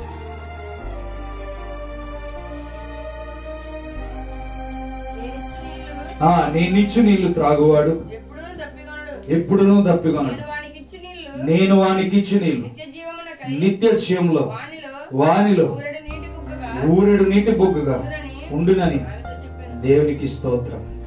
ఇప్పుడు పరిశుద్ధాత్మ దేవుడు మనలో ఉంటేనంట ప్రతి దినం మనలో నుంచి నీరుడు ఊటి బుగ్గలు, అంటే మనకి దాహము కొదువు ఉండదు. దేవునికి స్తోత్రం. ఏం కొదువు ఉండదు? మనం ప్రయాసపడేది దేనికి? మన గొంతును నింపుకోవడానికే కదా, మన కడుపుని శుభ్రంగా పోషించడానికే కదా. ఇప్పుడు నీటి బుగ్గలంట మనలో నుంచి బయటకు వస్తాయి. దేవునికి స్తోత్రం. హల్లెలూయా. అందుకని ఇక్కడ మాట్లాడుతున్న మాట, నేనిచ్చు నీళ్లు త్రాగువాడు, నేను వానికిచ్చు నీళ్లు నిత్య జీవమైకై వానిలో ఊరెడు నీటి బొగ్గుగా ఉండేనని ఆమెతో చెప్పాను. దేవునికి స్తోత్రం. ఇక్కడ ఆలోచన చేస్తే సమరయ స్త్రీ టాపిక్ ఉంటది. ఆ టాపిక్ విషయంలో మాట్లాడుతున్న మాట గాని ఇక్కడ మాట్లాడుతున్న మాట, దేవుడిచ్చు నీళ్లు తాగితే మనలో ఏది కూడా కొదువ ఉండదు. దేవునికి స్తోత్రం. హల్లెలూయా. దేవుడి విధానం ఏంటంటే మనల్ని ప్రతి క్షణము బలపరచడానికి. అందుకని నేనిచ్చి నీళ్లు తాగువాడు నిత్య జీవంలో గలవాడని చెప్పి వాక్యం చెప్తుంది. ఇక్కడ మాట్లాడుతున్న మాట, నిత్య జీవముకే వానిలో ఊరెడు నీటి బొగ్గుగా ఉండేనని ఆమెతో చెప్తుంది. దేవునికి స్తోత్రం. ఈ మాట విన్న సమరయ స్త్రీ ఏం చేసిందో తెలుసా? పరుగున వెళ్ళి గ్రామానికి సువార్త చెప్పేసింది. దేవునికి స్తోత్రం. ఈరోజు వాక్యం విని మీ హృదయాల్లో నీటి బుగ్గ దేవుడు ఏర్పాటు చేస్తుంది. కనీసం ఒక్కరికి వాక్యాన్ని చెప్పగలుగుతుంది. నేను పడే ప్రయాసం ఏంటంటే, ఈ గ్రామంతో నాకు అంతగా సంబంధం ఉంది. ఈ గ్రామంలో అంతగా నాకు ఎవరు పరిచయస్తులు అన్నా ఉన్న వాళ్ళు ఎవరైనా ఉన్నారంటే మీరే నా రక్త సంబంధం. దేవునికి స్తోత్రం. కనుక మేము మీతో మాట్లాడుతున్న మాటలు ఇంకొకరు అదే పరిస్థితిలో ఉన్నారేమో, వారి జీవితాల్లో నీటి బుగ్గలు కొదువైపోయినాయేమో, వారి జీవితాల్లో దాహం తీరకుండా ఉండిపోయినాయేమో, వారి జీవితాల్లో ఎంతో సమస్యలతో నలిగిపోతున్నారేమో, వారి జీవితాల్లో కుటుంబ సమస్యలతో తల్లిదండ్రుల మాట వెనుక ఇష్టానుసరంగా జీవించే వాళ్ళు ఉన్నారేమో. వాళ్ళ దగ్గరికి వెళ్ళి మీరు చేయవలసింది ఏంటో తెలుసా? ఈ నీటి బుగ్గలు గల నిత్య జీవాన్ని వారికి పరిచయం చేయాలి. దేవునికి స్తోత్రం. ఈ గ్రామంలో మీకు స్నేహితులు ఉండొచ్చు, బంధువులు ఉండొచ్చు, ప్రతి దినము ఎవరికొరితో మాట్లాడుతూ ఉండొచ్చు. ఆ మాట్లాడుతున్న వ్యక్తులతో మీరు తెలియపరచవలసింది ఏంటంటే, ఈ లోకములో మనం ఎంత ప్రయాసపడుతున్నాం, ఈ ప్రయాసంతా వ్యర్థము. మనము నిత్య జీవం కొరకు ప్రయాసపడితే నీటి బుగ్గలు గల ఊరుడు, ఆ బుగ్గలను దేవుడు మనలోనికి తీసుకువస్తాడు. మనకి ఏది కొదువు ఉండదని చెప్పి మీరు తెలియపలసిన విధానం ఏంటంటే, ఇంకొకరికి మీరు తెలియపరచాలి. దేవునికి స్తోత్రం. హల్లెలూయా. మీరు ఆలోచన విధానాన్ని ఎప్పుడైనా ఆలోచించండి. ఒక వ్యక్తి వచ్చి మీకు సంబోధిస్తున్నాడంటే తప్పకుండా మిమ్మల్ని కూడా ఇంకొకరికి చెప్పేలాగానే దేవుడు పెడతాడు. దేవునికి స్తోత్రం. అందుకని నేను మొదటి నుంచి కూడా మీకు చెప్పేది ఏంటంటే, మీ ద్వారా ఒక ఆత్మ రక్షించబడితే మీ కుటుంబాలు వర్ధిల్లుతూ ఉంటాయి. మీ ద్వారా ఒక కుటుంబం రక్షించబడితే ఆ కుటుంబం ద్వారా ఆశీర్వాదాలు వస్తూ ఉంటాయి. చూడండి, నోవహు కుటుంబం ద్వారా ఆ ముగ్గురు కుమారులు మాత్రమే రక్షించబడ్డారు. ఆ ముగ్గురు కుమారులు రక్షించబడిన తర్వాత ఆ ముగ్గురు కుమారులు ఆశీర్వాదకరంగా ప్రపంచానికి వెలుగుగా కనబడుతున్నారు. ఎందుకని? వారి జీవితాల్లో దేవుడు ఒక్క నోవహును చూశాడు. నోవహును చూసిన తర్వాత జల ప్రళయంలో వారి కుటుంబాన్ని కాపాడాడు. కుటుంబాన్ని కాపాడిన తర్వాత అంచులంచులుగా వారి కుటుంబాన్ని ఆశీర్వదించాడు. అలాగే ఈ రోజు మీ జీవితాల్లో కూడా చేయవలసింది ఏంటంటే, ఆశీర్వాదకరమైన మేలులు మీరు ఎప్పుడైతే పొందుకుంటారో, ఆశీర్వాదకరమైన మార్గాలు మీరు ఎప్పుడైతే పొందుకుంటారో, తప్పకుండా మీ జీవితాలు ఎంతో అద్భుతంగా మార్చబడతాయి. దేవునికి స్తోత్రం. హల్లెలూయా. అందుకనే మీ యొక్క జీవితాల్లో ఎప్పుడు నీటి బుగ్గలు ఊరడిగా ఉండాలంటే నిత్య జీవం అనే పాటల్లో మీరు కష్టపడుతూ ఉండాలి. పరిశుద్ధాత్మ దేవుడు మీ అంతరంగంలో నివసించడానికి స్థానం ఇవ్వాలి. మొదటిగా ఆయన మారు మనసు పొందిస్తున్నాడు. రెండవదిగా మీ అంతరంగంలో నివసించడానికి ఇష్టపడుతూ ఉన్నాడు. దేవుడు ఇష్టపడుతున్నప్పుడు మనం కష్టపెట్టొచ్చు? చెప్పండి. ఈ బిడ్డలు మిమ్మల్ని కష్టపెట్టారనుకో మీకు ఎంత బాధ వస్తుంది? అవునా కాదు? మన బిడ్డలు ఇప్పుడు చూడండి, తల్లిదండ్రులకి ఒక ఘోష మిగిల్చి వెళ్ళిపోయాడు. ఇప్పుడు తల్లిదండ్రులు ఎంత బాధపడతారు? ఇప్పుడు పరలోకమందున్న తండ్రి కూడా అంతే. మీరు నివసించడానికి ఇష్టపడుతుంటే మీరు కంచేపు పక్కన ఉండండి అంటే ఎలా ఉంటుంది చెప్పండి? మీరు కంచేపు పక్కన ఉండండి, నా పాప పనులు చేసుకుని వస్తాను, నా పాపకు తలంచులు తీర్చుకుని వస్తానంటే దేవుడు ఏమాత్రమైనా నివసించగలడా? మనం నివసించలేడు. ఎందుకంటే దేవుడు మనతో నివసించడానికి ఇష్టపడుతున్నప్పుడు మనము సమయం ఇవ్వలేకపోతున్నాం. అందుకనే రోమా 8:14-15 చూస్తే ఒక మాట మాట్లాడుతున్నాడు. రోమా 14:15 చూస్తే, దేవుని ఆత్మ చేత ఎందరూ నడిపింపబడుచున్నారో వారందరూ దేవుని కుమారుల యందురు. యాలనగా మరలా భయపడటకు మీరు దాస్యపు ఆత్మను పొందలేదు గాని దత్తపుత్ర ఆత్మను పొందితిరి, ఆ ఆత్మ కలిగిన వారమే మనము అబ్బా తండ్రి అని మొర్రపెట్టుచున్నాము. దేవునికి స్తోత్రం. హల్లెలూయా. మనం భయపడక్కర్లా. అంతరంగములో దేవుని పరిశుద్ధాత్మకు మనము స్థానమిస్తే, ఆయన నివసించడానికి మనము స్థానమిస్తే, పరిశుద్ధాత్మడే మనలో ఉంటే మనము దేనికి కూడా భయపడక్కర్లా. అది ఎంత పెద్ద సమస్య, ఎంత పెద్ద క్రియలు కలిగిన శక్తులు ఎదురొచ్చినా, ఎంత రాజకీయ నాయకులు మన మీదకి దాడి చేసినా ఏ మాత్రము కూడా మనం భయపడనవసరంలా. అందుకని లోకాసు వార్త 12:12 చూస్తే ఒక మాట్లాడుతూ ఉంటాడు. ఏంటంటే తెలుసా, మీరు ఏ గడియలో సభ మధ్యనే నిలబడ్డా, ఏ ప్రాంతంలో రాజకీయాల ఎదురు నిలబడ్డా, మీరు ఏం మాట్లాడుతున్నారో మీరు సంకోచించొద్దు. ఆ గడియలో పరిశుద్ధాత్ముడు వచ్చి మీతో మాట్లాడింపచేస్తాడంటున్నాడు. దేవునికి స్తోత్రం. హల్లెలూయా. ఈ రోజు పరిశుద్ధాత్ముడే మన అంతరంగంలో నివసించడానికి ఇష్టపడుతుంటే, మనం ఏ మాత్రమైనా మనం విడిచిపెట్టగలిగితే మనం ఆశీర్వాదం వస్తుందా? రాదు. పరిశుద్ధాత్మ దేవుణ్ణి మనం ఇష్టపడాలి. మనలో నివసిస్తున్నాడు. దేవుని ఆత్మ చేత ఎందరూ నడిపించబడుచున్నారు వారందరూ దేవుని కుమారులై ఉన్నారంట. వారందరూ దేవుని కుమారులై ఉన్నారు. అయితే మన నడవడిక పరిశుద్ధాత్మ ద్వారా నడిపించబడాలి. పరిశుద్ధాత్మ శక్తి ద్వారా నడిపించబడాలి. దేవుడు నా విశ్వాసాన్ని టెస్ట్ చేయడానికి అనుకుంటా. ముందుగా మా గ్రామం అంతా వస్తున్నప్పుడు ఇంచుమించు 4-5 కిలోమీటర్ల దాకా వర్షం ఫుల్గానే వస్తానే ఉంది. వేమరం వచ్చిన కాడి నుంచి మేము ఒక్క నిమిషం కూడా తడవకుండానే వచ్చాం. దేవునికి స్తోత్రం. హల్లెలూయా. ఎందుకంటే మనము దేవుని యొక్క విశ్వాసాన్ని ఎప్పుడైతే కనుగొని నడుస్తామో, అది ఎంత ఎదురొచ్చినా సరే ఆగకుండా మన ప్రయత్నం సాగాలి. దేవునికి స్తోత్రం. హల్లెలూయా. అందుకని రెండవదిగా పరిశుద్ధాత్మునికి అంతరంగంలో నివసించడానికి మనం అవకాశం ఇవ్వాలి. దేవునికి స్తోత్రం. మొదటిది మారు మనసు కలిగించే పరిశుద్ధాత్మ దేవుడు మనకి సహాయం చేస్తున్నాడు. పరిశుద్ధాత్మ పని మనలో మారు మనసు కలుగజేయడానికి. రెండవది మనలో నివసించడానికి. మూడవది చూస్తే యోహాను సువార్త 7:38. మూడవదిగా మనం చూసినట్లయితే యోహాను సువార్త 7:38. నా యందు విశ్వాసం ఉంచు వాడెవడు లేఖనములో చెప్పినట్టు వాడి కడుపులో నుండి జీవజల నదులను పారునని బిగ్గరగా చెప్పిన. దేవునికి స్తోత్రం. హల్లెలూయా. దేవుని యందు నివసించు వాడంట లేఖనములు చెప్పినట్టు ఆడి కడుపులో నుండి జీవజల నదులు పారును. దేవునికి స్తోత్రం. ఇప్పుడు నీవు ఇచ్చేవాడిగా ఉంటావు గాని తీసుకునేవాడిగా ఉండవు. దేవునికి స్తోత్రం. హల్లెలూయా. ఇచ్చేవాడిగా ఉన్నప్పుడు దేవుడు ఆశీర్వదించలేదన్నట్టారు. మనది చెప్పండి. దేవుడు ఆశీర్వదించాడనే కదా. జీవన జల నదులు మన యొక్క హృదయంలో నుంచి, మన నోటి నుంచి పారగలుగుతున్నాయంటే దేవుడు తప్పకుండా మనల్ని ఎలా నిర్మించాడంటే ఇచ్చేవాడిగానే నిర్మించాడు. ఇప్పుడు పరిశుద్ధాత్మ దేవుడు మనలో నివసిస్తే మనలో ఉన్న మాటలు బయటికి ప్రవహింపచేస్తాయి. దేవునికి స్తోత్రం. మనలో ఉన్న మాటలు ప్రతి ఒక్కరికి బలాన్ని తీసుకువస్తాయి, ప్రతి ఒక్కరికి ధైర్యాన్ని తీసుకువస్తాయి. అది ఎంత రోగమైన అమ్మా, అది దేవుడు నీకు తీసివేస్తాడంటే నీవు పలికిన జీవజల మాటలు అవి బయటికి వెళ్ళి ఆమెలో కార్యం చేయడం ప్రారంభిస్తాయి. దేవునికి స్తోత్రం. ఎందుకంటే దేవుడు నిన్ను పెట్టే రీతిగా మార్చేశాడు. ఇప్పుడు నీలో నుంచి వెళ్తున్న ప్రతి ఒక్క మాట జీవజల మాట గనుక నీ కడుపులో నుంచి వెళ్తున్న ప్రతి మాట, బయటికి వెళ్తున్న ప్రతి మాట దీవెనకరముగా దేవుడు మార్చేస్తాడు. దేవునికి స్తోత్రం. ఇప్పుడు అంతరంగంలో దేవునికి పని పెట్టాలి. అంతరంగంలో దేవుడు ఉంటే ఇప్పుడు మనల్ని బయటికి ప్రవహింపజేసేలాగా చేస్తాడు. దేవునికి స్తోత్రం. ఈ రోజు మనం తెలుసుకుంటున్న విషయాలు ఏంటంటే, ఈ లోకంలో వ్యర్థమైనవి తెలుసుకున్నాం.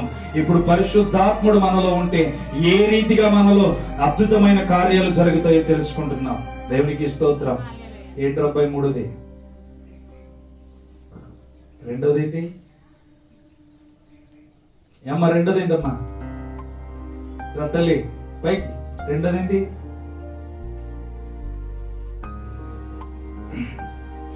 చిన్నప్పుడంట సమూయేలు దేవునితో మాట్లాడుతున్నప్పుడు పెద్ద పెద్ద విషయాలు తెలుసుకుంటున్నాడంట. దేవునికి స్తోత్రం. మీరు చిన్న చిన్న వాళ్ళుగా అడుగులు పెడుతున్నారు కాబట్టి దేవుని యొక్క జ్ఞానాన్ని ఎదగడం మీరు ప్రారంభించారు. దేవుని యొక్క జ్ఞానంలో ఎదగడం ప్రారంభించాడు. దేవునికి స్తోత్రం. సమూయేలు దేవుడు ఎప్పుడు మాట్లాడతాడా అని చెవి పెట్టి చూసేవాడంట. దేవుడు నాతో ఎప్పుడు మాట్లాడతాడా అని చెవులు ఇలా పెట్టుకుని చూసేవాడంట. నిద్రపోయేవాడు కాదంట. ఒక్కసారి దేవుడు మాట్లాడిన తర్వాత మరలా దేవుడు ఎప్పుడు మాట్లాడతాడని సమయాలు ఎదురు చూస్తూ ఉండేవాడంట. ఎంతకీ విషయం ఏంటంటే అక్కడ పాస్టర్ గా ఉన్న ఏలీ కూడా ఏం చేశాడంటే రాత్రి దేవుడు నీతో ఏం మాట్లాడాడని అడుగుతున్నాడంట. అర్థమవుతుందా? రాత్రి దేవుడు నీతో ఏం మాట్లాడాడని చిన్న బాలుడి దగ్గరకు వచ్చాడు. అప్పుడు దాకా సంఘాన్ని నడిపించాడు. అప్పుడు దాకా అనేకమైన సూచక్రియలు చేశాడు. అన్నాకి గర్భఫలం పలుకుతుందంటే కలుగుతుందని నోటి మాటతో పలికిన వ్యక్తి ఇప్పుడు ఏం చేస్తున్నాడంటే సమయం దగ్గరకు వచ్చి అడుగుతున్నాడు. నేను కూడా మీ దగ్గరకు వచ్చి అడగాలి, దేవుడు మీతో ఏం మాట్లాడాడు? దేవునికి స్తోత్రం, హల్లెలూయా. అర్థమవుతుందా?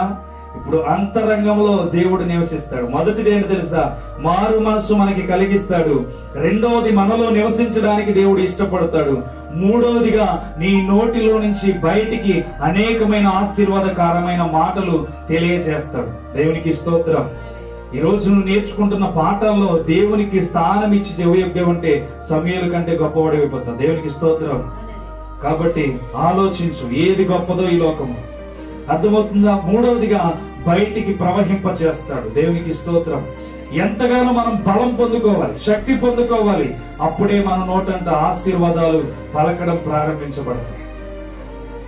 దేవుడు మొట్టమొదటిగా పరిశుద్ధాత్మ ద్వారా ఒక పని పెట్టి లోకానికి పంపించాడు.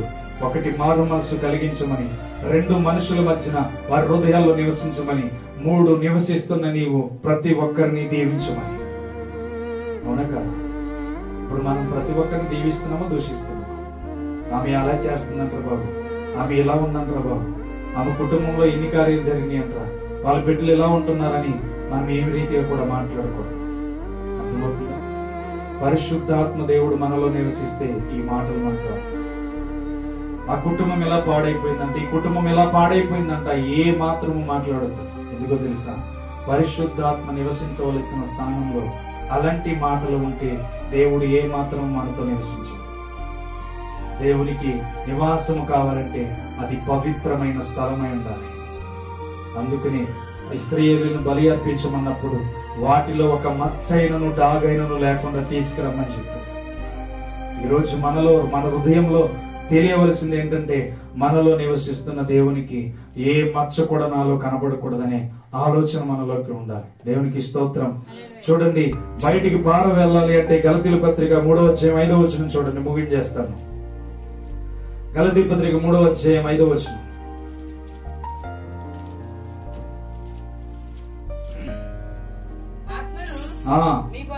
మీకు అనుగ్రహించి మీలో అద్భుతములు చేయించువాడు ధర్మశాస్త్ర సంబంధ క్రియ వలన లేక విశ్వాసం వినడం వలన చేయించున్నాడా?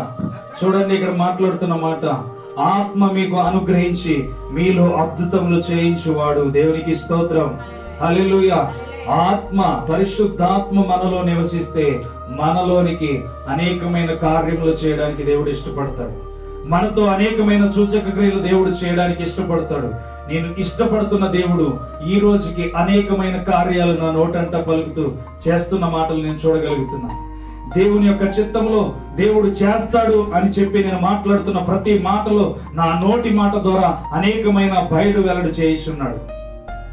గత నెల నుంచి పాపం ఒక సహోదరుడు పాస్పోర్ట్ రావట్లేదు, నాకు బయటికి వెళ్ళాలనుకుంటున్నానని ప్రార్థన చేయమన్నాడు. కనపడ్డాడు, ప్రార్థన చేశాను. 10 రోజుల్లో నీకు పాస్పోర్ట్ వచ్చేస్తుంది అని చెప్పాను. అదే 10 రోజులు కంప్లీట్ అవ్వకుండా పాస్పోర్ట్ అతని చేతిలోకి వచ్చేసింది. దేవునికి స్తోత్రం, హల్లెలూయా. ఎందుకని? మన నోటంతా దేవుడు ఆశీర్వాదమైన మాటలు పెట్టడానికి మన అంతరంగంలో శుద్ధీకరించబడిన పవిత్రమైన స్థలము దేవునికి ఇస్తున్నాం కనుక దేవునికి స్తోత్రం. మనము మాట్లాడే ప్రతి మాటలో దేవుని కార్యం ఉండాలి. మనం దూషించే ప్రతి దూషణలో దేవునికి భయపడే దూషణ కనబడాలి తప్ప మనుషుల దూషణ మన నోటికి కనబడకూడదు. ఏ మనిషిని ఎలా మార్చాలి, ఏ మనిషిని ఎలా ధైర్యపరచాలని ప్రవహింప చేస్తున్న జీవజల నదుల ద్వారా ఆ మాటలను మనం బయలు వెళ్ళ చేయాలి. గాని ఇది జరగదేమో, ఇది జరుగుతుందో లేదో అని డౌట్లు మనం ఏమాత్రము పెట్టుకోకూడదు. ఎందుకంటే 70 ఏళ్ల ప్రణాళిక మనలో నివసింపచేసి దేవుడు మనల్ని ఈ లోకానికి పంపించాడు. ఈ లోకానికి పంపించిన దేవుని యొక్క మహాశక్తిని మనం విడిచిపెట్టగలమా? చెప్పండి, ఆయన దూరపరచుకోగలమా? దేవుడు చేయలేనిది ఈ లోకంలో ఏది లేదు. ఆయన చేయగలిగే సమర్థుడు గనుక ఆయన్నే సేవిద్దాం. దేవునికి స్తోత్రం, హల్లెలూయా. మనము తలుచుకుంటే పాతవారు చాలా మంది ఉన్నారు. దానియేలు గాని, ఎర్ర సముద్రం గాని, ఎరుకో పట్టణం గాని, ఆ యొక్క యోర్దాను నది గాని, దేవుడు అడ్డుగా ఉన్న వాటిని తొలగించుకుంటూ వెళ్ళిపోయాడు గాని ఏ మాత్రము కూడా వాళ్ళ ప్రయాణాన్ని ఆపినట్టుగా కనబడలేదు. అవునా కాదా? ఈ రోజు అగ్ని మధ్య నుంచి దేవుడు నిన్ను కాపాడలేడా? దేవుడు ఎలా అయినా కాపాడగలడు. సముద్రమే అడ్డుగా వచ్చింది, గాలి తుఫాన్లే అడ్డుగా వచ్చినాయి, పడవ మునిగిపోతుందని 12 మంది శిష్యులు అనుకుంటున్నారు. కానీ అక్కడ నిలబడిన దేవుని శక్తి ఆ గాలిని సముద్రం ఆపలేదా? ఆపింది. ఈరోజు నీకున్న సముద్రపు గాలిని ఏదైనా సరే నీ మీదకి రాకుండా దాన్ని తప్పించగల దేవుడు నీతో ఉంటున్నాడు. దేవునికి స్తోత్రం. జరగదనుకున్న కార్యము జరిగి చీరేలాగా సముద్రాన్ని చీల్చివేసేశాడు. అవునా కాదా? మోషేతో అంటాడు, మోషే నా దగ్గరికి ఎందుకు వచ్చావు? ఏంటి ప్రార్థన చేస్తున్నావు? నీ చేతిలో ఉన్న కర్రను సముద్రం వైపు చూపించాడు. దేవుడు ఒక గ్రిప్నిచ్చాడు, మనుషులకు ఒక అధికారాన్ని ఇచ్చాడు, సాధించడానికి ఒక బలాన్ని ఇచ్చాడు, ఒక విజయాన్ని ఇచ్చాడు. కానీ దాన్ని మనం గుర్తించలేకపోతున్నాం, దాన్ని అమలు చేయలేకపోతున్నాం. మన బలహీనతలే మనల్ని కృంగదీస్తున్నాయి. భర్త మాట వినట్లేదు, భార్య మాట వినట్లేదు, పిల్లల మాట వినట్లేదు అనే బలహీనతలే మనం కృంగదీస్తున్నాయి. నజరేయుడైన దేవునికి, దేవుని చిత్తానికి నీ కుటుంబాన్ని అప్పగిస్తే ఏదైనా వంచగల దేవుడు. దేవునికి స్తోత్రం. వంగని మోకాళ్ళని దేవుడు వంగ చేసే దేవుడు. నలిగిపోయిన హృదయాన్ని మరలా నూతన పరిచే దేవుడు. పాపముతో నిండిపోయిన శరీరాన్ని మరలా పరిశుద్ధాత్మ ద్వారా మారు మనసును అనుగ్రహించే దేవుడు. అంతరంగంలో నివసించడానికి వచ్చి మన నోటి నుంచి అనేకమైన ఆశీర్వాదాలు బయలు చేయడానికి ఏర్పరచుకున్న దేవుడు ఆయన. ఈరోజు మనల్ని ఎందుకు విడిచిపెట్టేస్తున్నాం? దేవుడు సమస్తము వ్యర్థమని సొలొమోను చెప్తుంటే ఇప్పుడు పరిశుద్ధాత్ముడే మనకి సహాయం చేస్తాడని రెండో మాటగా మనం నేర్చుకుంటే ఈరోజు పరిశుద్ధాత్మ పని మనతో ఉంటుంది. అందుకని ఆత్మను చంపక దేహాన్ని చంపువానికి భయపడొద్దు, మిక్కిలి ఆత్మను కూడా శరీరమును కూడా చంపువానికి భయపడండి అని వాక్యం చెప్తుంది.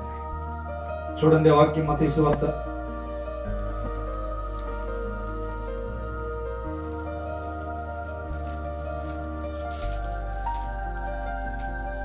12:31 చూడండి. కాబట్టి నేను మీతో చెప్పినదేమనగా మనుషులు చేయు ప్రతి పాపమును దూషణయు వారికి క్షమింపబడును గాని ఆత్మ విషయమైన దూషణకు పాపం క్షమాపణ లేదు. మనుష్య కుమారునికి విరోధముగా మాట్లాడడానికి పాప క్షమాపణ కలదు గాని పరిశుద్ధాత్మకు విరోధముగా మాట్లాడే వారికి ఈ యుగమందైనను రాబో యుగమందైనను పాప క్షమాపణ లేదు. దేవునికి స్తోత్రం. హల్లెలూయా. ఆత్మ గురించి ఇక్కడ మాట్లాడుతున్నాడు. ఆత్మ గురించి ఎవరు దూషించకూడదు. పరిశుద్ధాత్మ కోసం ఎవరు దూషణ కలిగిన మాటలు మాట్లాడకూడదు. ఎందుకంటే పరిశుద్ధాత్మ పని మనతో సహవాసం చేస్తూ ముందుకు తీసుకువెళ్తుంది. మన జీవితాలను మారు మనసు వైపు నడిపిస్తుంది, మన జీవితాలను సత్యం వైపు నడిపిస్తుంది, మన జీవితాలను నిర్ణయ కాలం వైపు నడిపిస్తుంది. ఎందుకో తెలుసా? పరిశుద్ధాత్ముడు మనకి సహాయం చేస్తున్నాడు కనుక. అదే మత్తయి సువార్త 10:28 చూస్తే, మరియు ఆత్మను చంపనేరక దేహమును చంపు వారికి భయపడుకుడి గాని ఆత్మను దేహమును కూడా నరకములో నశింపజేయగల వారికి మిక్కిలి భయపడాలి. దేవునికి స్తోత్రం. ఈరోజు దేని విషయంలో భయపడుతున్నావు? మనుషుల విషయంలో ఎట్టి పరిస్థితుల్లో భయపడదు. నీ భర్త విషయంలో కూడా భయపడదు. ఎందుకంటే నీవు దేవుని మీద ఆధారపడి బ్రతుకుతున్నావు. నీవు తప్పు చేయక యథార్థత కలిగి బ్రతుకుతున్నావు. యథార్థత కలిగిన హృదయంతో నీవు బ్రతుకుతున్నావు. అందుకని నీ దేహాన్ని కష్టపెట్టే నీ భర్త విషయంలో గాని, నీ కుటుంబ సభ్యుల విషయంలో గాని భయపడొద్దు. నీ ఆత్మను కాపాడుతున్న దేవునికి మాత్రమే భయపడు. నీ శరీరాన్ని కాపాడుతున్న దేవునికి మాత్రమే భయపడు. అందుకని నీ యొక్క జీవితంలో చేయవలసింది తండ్రి స్వాధీనంలోనికి నీ వెళ్ళిపోవాలి. దేవునికి స్తోత్రం. కనుక ఈ రోజు మనం నేర్చుకున్న విధానంలో ఈ లోకంలో ఉన్న దానికంటే పరలోకమందున్నది గొప్పదని చెప్పి ఈ యొక్క ప్రవక్త అయిన సొలొమోను చెప్తున్నాడు. ఈ సొలొమోను చెప్తున్న మాట, పరలోకమందున్న విశేషమైన జ్ఞానము గొప్పది, దాన్ని మాత్రమే మీరు కలిగి జీవించండి. సూర్యుడు అస్తమిస్తున్నాడు, వెళ్ళిపోతున్నాడు. తరము వెంబడి తరము తరిగిపోతుంది, దినము వెంబడి దినము తరిగిపోతుంది. కానీ పరలోకమందున్న స్వాస్థ్యం ఏ రోజు కూడా తరిగిపోతలేదు. కాబట్టి మన దృష్టి దాని మీద ఉండమని, ఈ లోకము వ్యర్థమని సొలొమోను చెప్తుంటే, రెండవదిగా పరిశుద్ధాత్మ దేవుడు మనకి నేర్పిస్తుంది. ఆయన అంతరంగంలో నివసిస్తానంటున్నాడు. మారు మనసు కలిగి చేయడానికి ఒక పనిగా పెట్టినట్టు మనలోని ఆయన నివసిస్తే అనేకమైనవి బయలు వెల చేయడానికి మన నోటిని ఆశీర్వాదకరంగా ఉంచాడు. దేవునికి స్తోత్రం. అటు కృపలో నీవు నేను ఒదిగి ఉండాలంటే పరిశుద్ధాత్మకు లోబడి ఉండాలి. పరిశుద్ధాత్మకు మనం ఎప్పుడు లోబడి ఉంటామో తెలుసా? దేవునికి భయపడినప్పుడు. దేవునికి భయము కలిగే జీవితాలు మనలోకి వచ్చినాయి అంటే తప్పకుండా పరిశుద్ధాత్మ దేవుడు నిన్ను నన్ను అద్భుతమైన రూపంలోనికి తీసుకువెళ్తాడు. అటు కృపలో ఆయన మనల్ని దీవించి ఆశీర్వదించిన గాక. ఒకరిద్దరం ప్రార్థన చేద్దాం. పరిశుద్ధాత్మ దేవుని ద్వారా మనం నేర్చుకున్న విధానం, దేవుడు తెలియజేస్తున్న కార్యాలు, పరిశుద్ధాత్మ మీ మీదకి వచ్చినప్పుడు మీరు శక్తి నొందెదరని చెప్తుంది మాట. పరిశుద్ధాత్మ మీ మీదకి వచ్చినప్పుడు శక్తి నొందెదరని చెప్తున్న మాట. ఈరోజు మన జీవితాల్లో ఎలా ఉన్నామో ఆలోచన చేయండి. మన యొక్క నిర్ణయాలు ఎలా ఉన్నాయో ఆలోచన చేయండి. పరిశుద్ధాత్మ దేవునికి చోటు ఇవ్వగలుగుతున్నమా? జ్ఞాని అయిన సొలొమోను చెప్తున్న మాట, సమస్తము వ్యర్థమే, సమస్తము వ్యర్థమే అని చెప్తున్నారు. ఈరోజు నీవు దేని వైపు చూడగలుగుతున్నావో అవన్నీ నీ కళ్ళకు ఇంపైనవిగా కనబడొచ్చు, కానీ ఒకరోజు అవన్నీ వ్యర్థమైపోతాయని సొలొమోను చెప్తున్నారు. నీ కళ్ళకు ఇంపైనవిగా అనేకమైనవి కనబడొచ్చు, అది ఆస్తి అయినా లేకపోతే అంతస్తులైనా, నీకు ఏ రీతిగానైనా ధనమైనా సరే ఏదొకటి అందముగా కనబడొచ్చు, కానీ ఈ అందమంతా వ్యర్థమని సొలొమోను చెప్తున్నారు. అనేక మంది తన జ్ఞానమును కొనుక్కోవడానికి దేశాంతరముల నుండి వచ్చినట్టుగా వాక్యం చెప్తుంది. అలాంటి జ్ఞాని అయిన సొలొమోను ఎందుకు ఇదంతా వ్యర్థమని చెప్తున్నాడో కదా ఆలోచిద్దామా? ఆలోచించగలిగితే తప్పకుండా నీలో నాలో ఒక రూపాంతరమైన భావాన్ని దేవుడు తీసుకువస్తాడు. ఎందుకంటే తన పరిశుద్ధాత్మ శక్తి ద్వారా మనకి మారు మనసు కలుగుతుంది, మనకి మరలా పునర్జన్మ ఏర్పడుతుంది. పునర్జన్మ స్నానమే మనము ఆ పరిశుద్ధాత్మ ద్వారా పొందుకోగలుగుతున్నాం. ఈరోజు మన జీవితాల్లో ఏ క్రియ కలిగి ఉన్నామో ఆలోచన చేద్దామా? ఏ తలంపు కలిగి ఆలోచన కలిగి ఉన్నామో ఒకసారి ఆలోచించండి. మారు మనసు కలగడానికి పరిశుద్ధాత్ముడి సహాయం చేస్తున్నాడు. రెండవదిగా అంతరంగంలో నివసించడానికి దేవుడు ఇష్టపడుతున్నాడు. మన ద్వారా అనేక మందిని ఆశీర్వదించడానికి మన నోటికి తోడుగా ఉంటాను, అనేకమైన మాటలు మీ నోటి నుంచి బయలువెళ్ళ చేస్తాను అని దేవుడు చెప్తున్నాడు. ఈరోజు ఏదో ఒక కారణం నిన్ను తక్కువ చేస్తుంది, ఏదో ఒక కారణం నిన్ను అవమానపరుస్తుంది, ఏదో ఒక కారణం నిన్ను హీన స్థితిలోనికి తీసుకువెళ్తుంది, ఏదో ఒక బలహీనత నిన్ను తక్కువ చేసి ఈ లోకంలో అవమాన పాలు చేయాలని చూస్తుంది. ఏదో ఒకటి నిన్ను కృంగదీసి దేవుని పట్ల విశ్వాసం లేకుండా చేయాలని చూస్తుంది. అది నిజమే, దేవుడు చెప్తున్నాడు. నీలో ఉన్న అవిశ్వాసమే ఒకవేళ దేవుని పట్ల నిలబడలేకుండా చేస్తుంది. నీలో ఉన్న అపనమ్మకమే దేవుని పట్ల కార్యం చూడకుండా చూస్తుంది. నీకు ఒకటే మాట చెప్తున్నాను, నా దేవునికి అసాధ్యమైనది ఏమీ లేదు. నిన్ను నిర్మించిన వాడు ఏ ప్రణాళికను నిర్మించాడో ఆయనకి తెలుసు. నిన్ను చూడాలనుకున్న వాడు ఏ ప్రణాళికలో నిన్ను చూడాలో ఆయనకి తెలుసు. ఆయన చిత్తమేంటో ప్రతి మానవుడి విషయంలో ఆయనకి తెలుసు.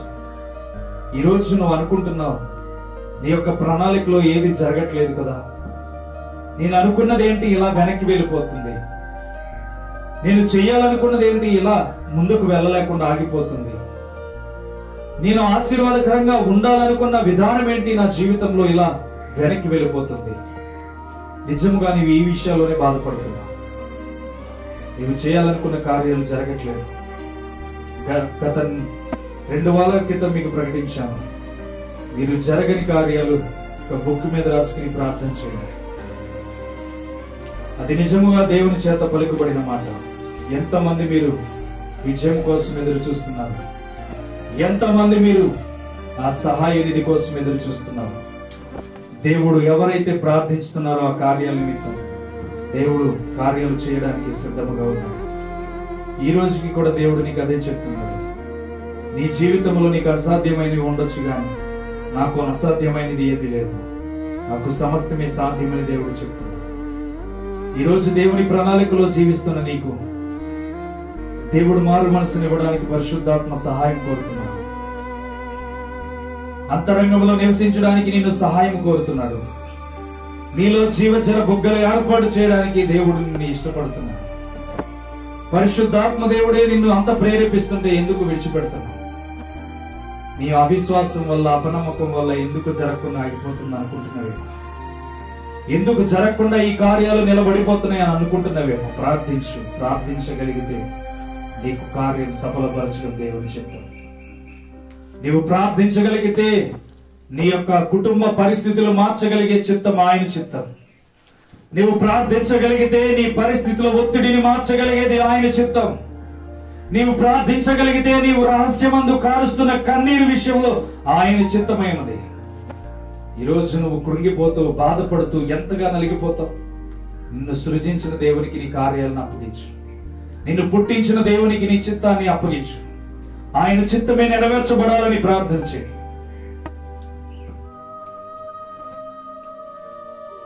పరిశుద్ధుడా, ప్రేమగల తండ్రి, మహోన్నతుడు, కృపగల దేవుడు, ఇంతవరకు ఈ లోకంలో మేము ఎందుకు జీవిస్తున్నాము, మాకు ఏ రీతిగా సహాయం కలుగుతుందో, ఏ రూపంలో నీవు సహాయం చేస్తున్నావో మేము ఎరిగి ఉన్నాం తండ్రి.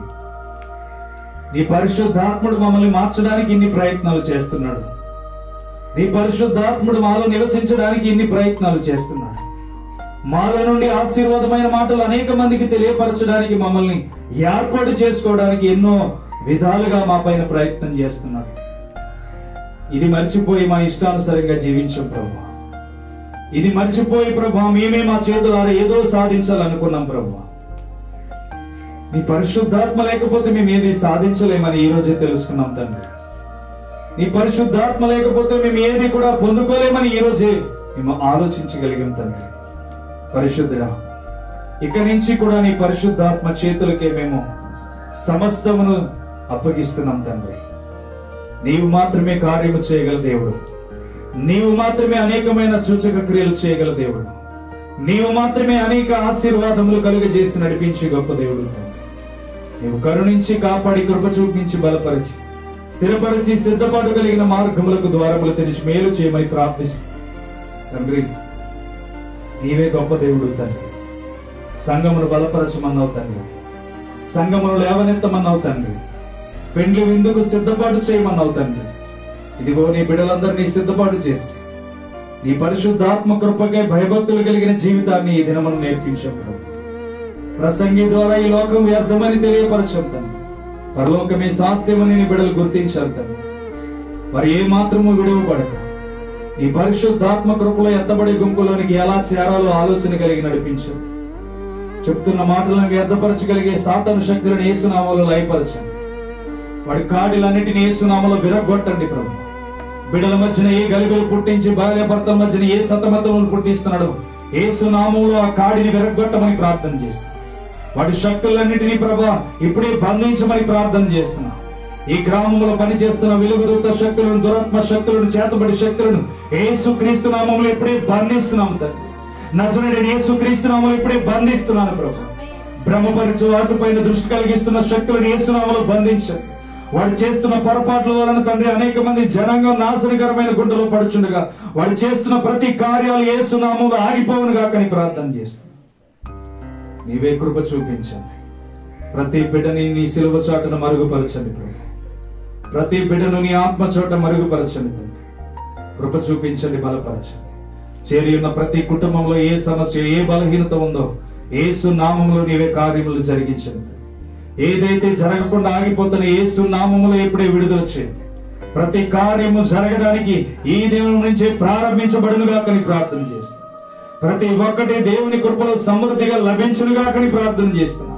నీ సన్నిధిలో ఈ దినమున ప్రభు ప్రత్యేకమైన మాటలు విడుదల చేయుచుండగా నీ మహోన్నతమైన కృప బిడ్డల పట్ల విజయము సాధించబడునుగా కానీ ప్రార్థన చేస్తాను.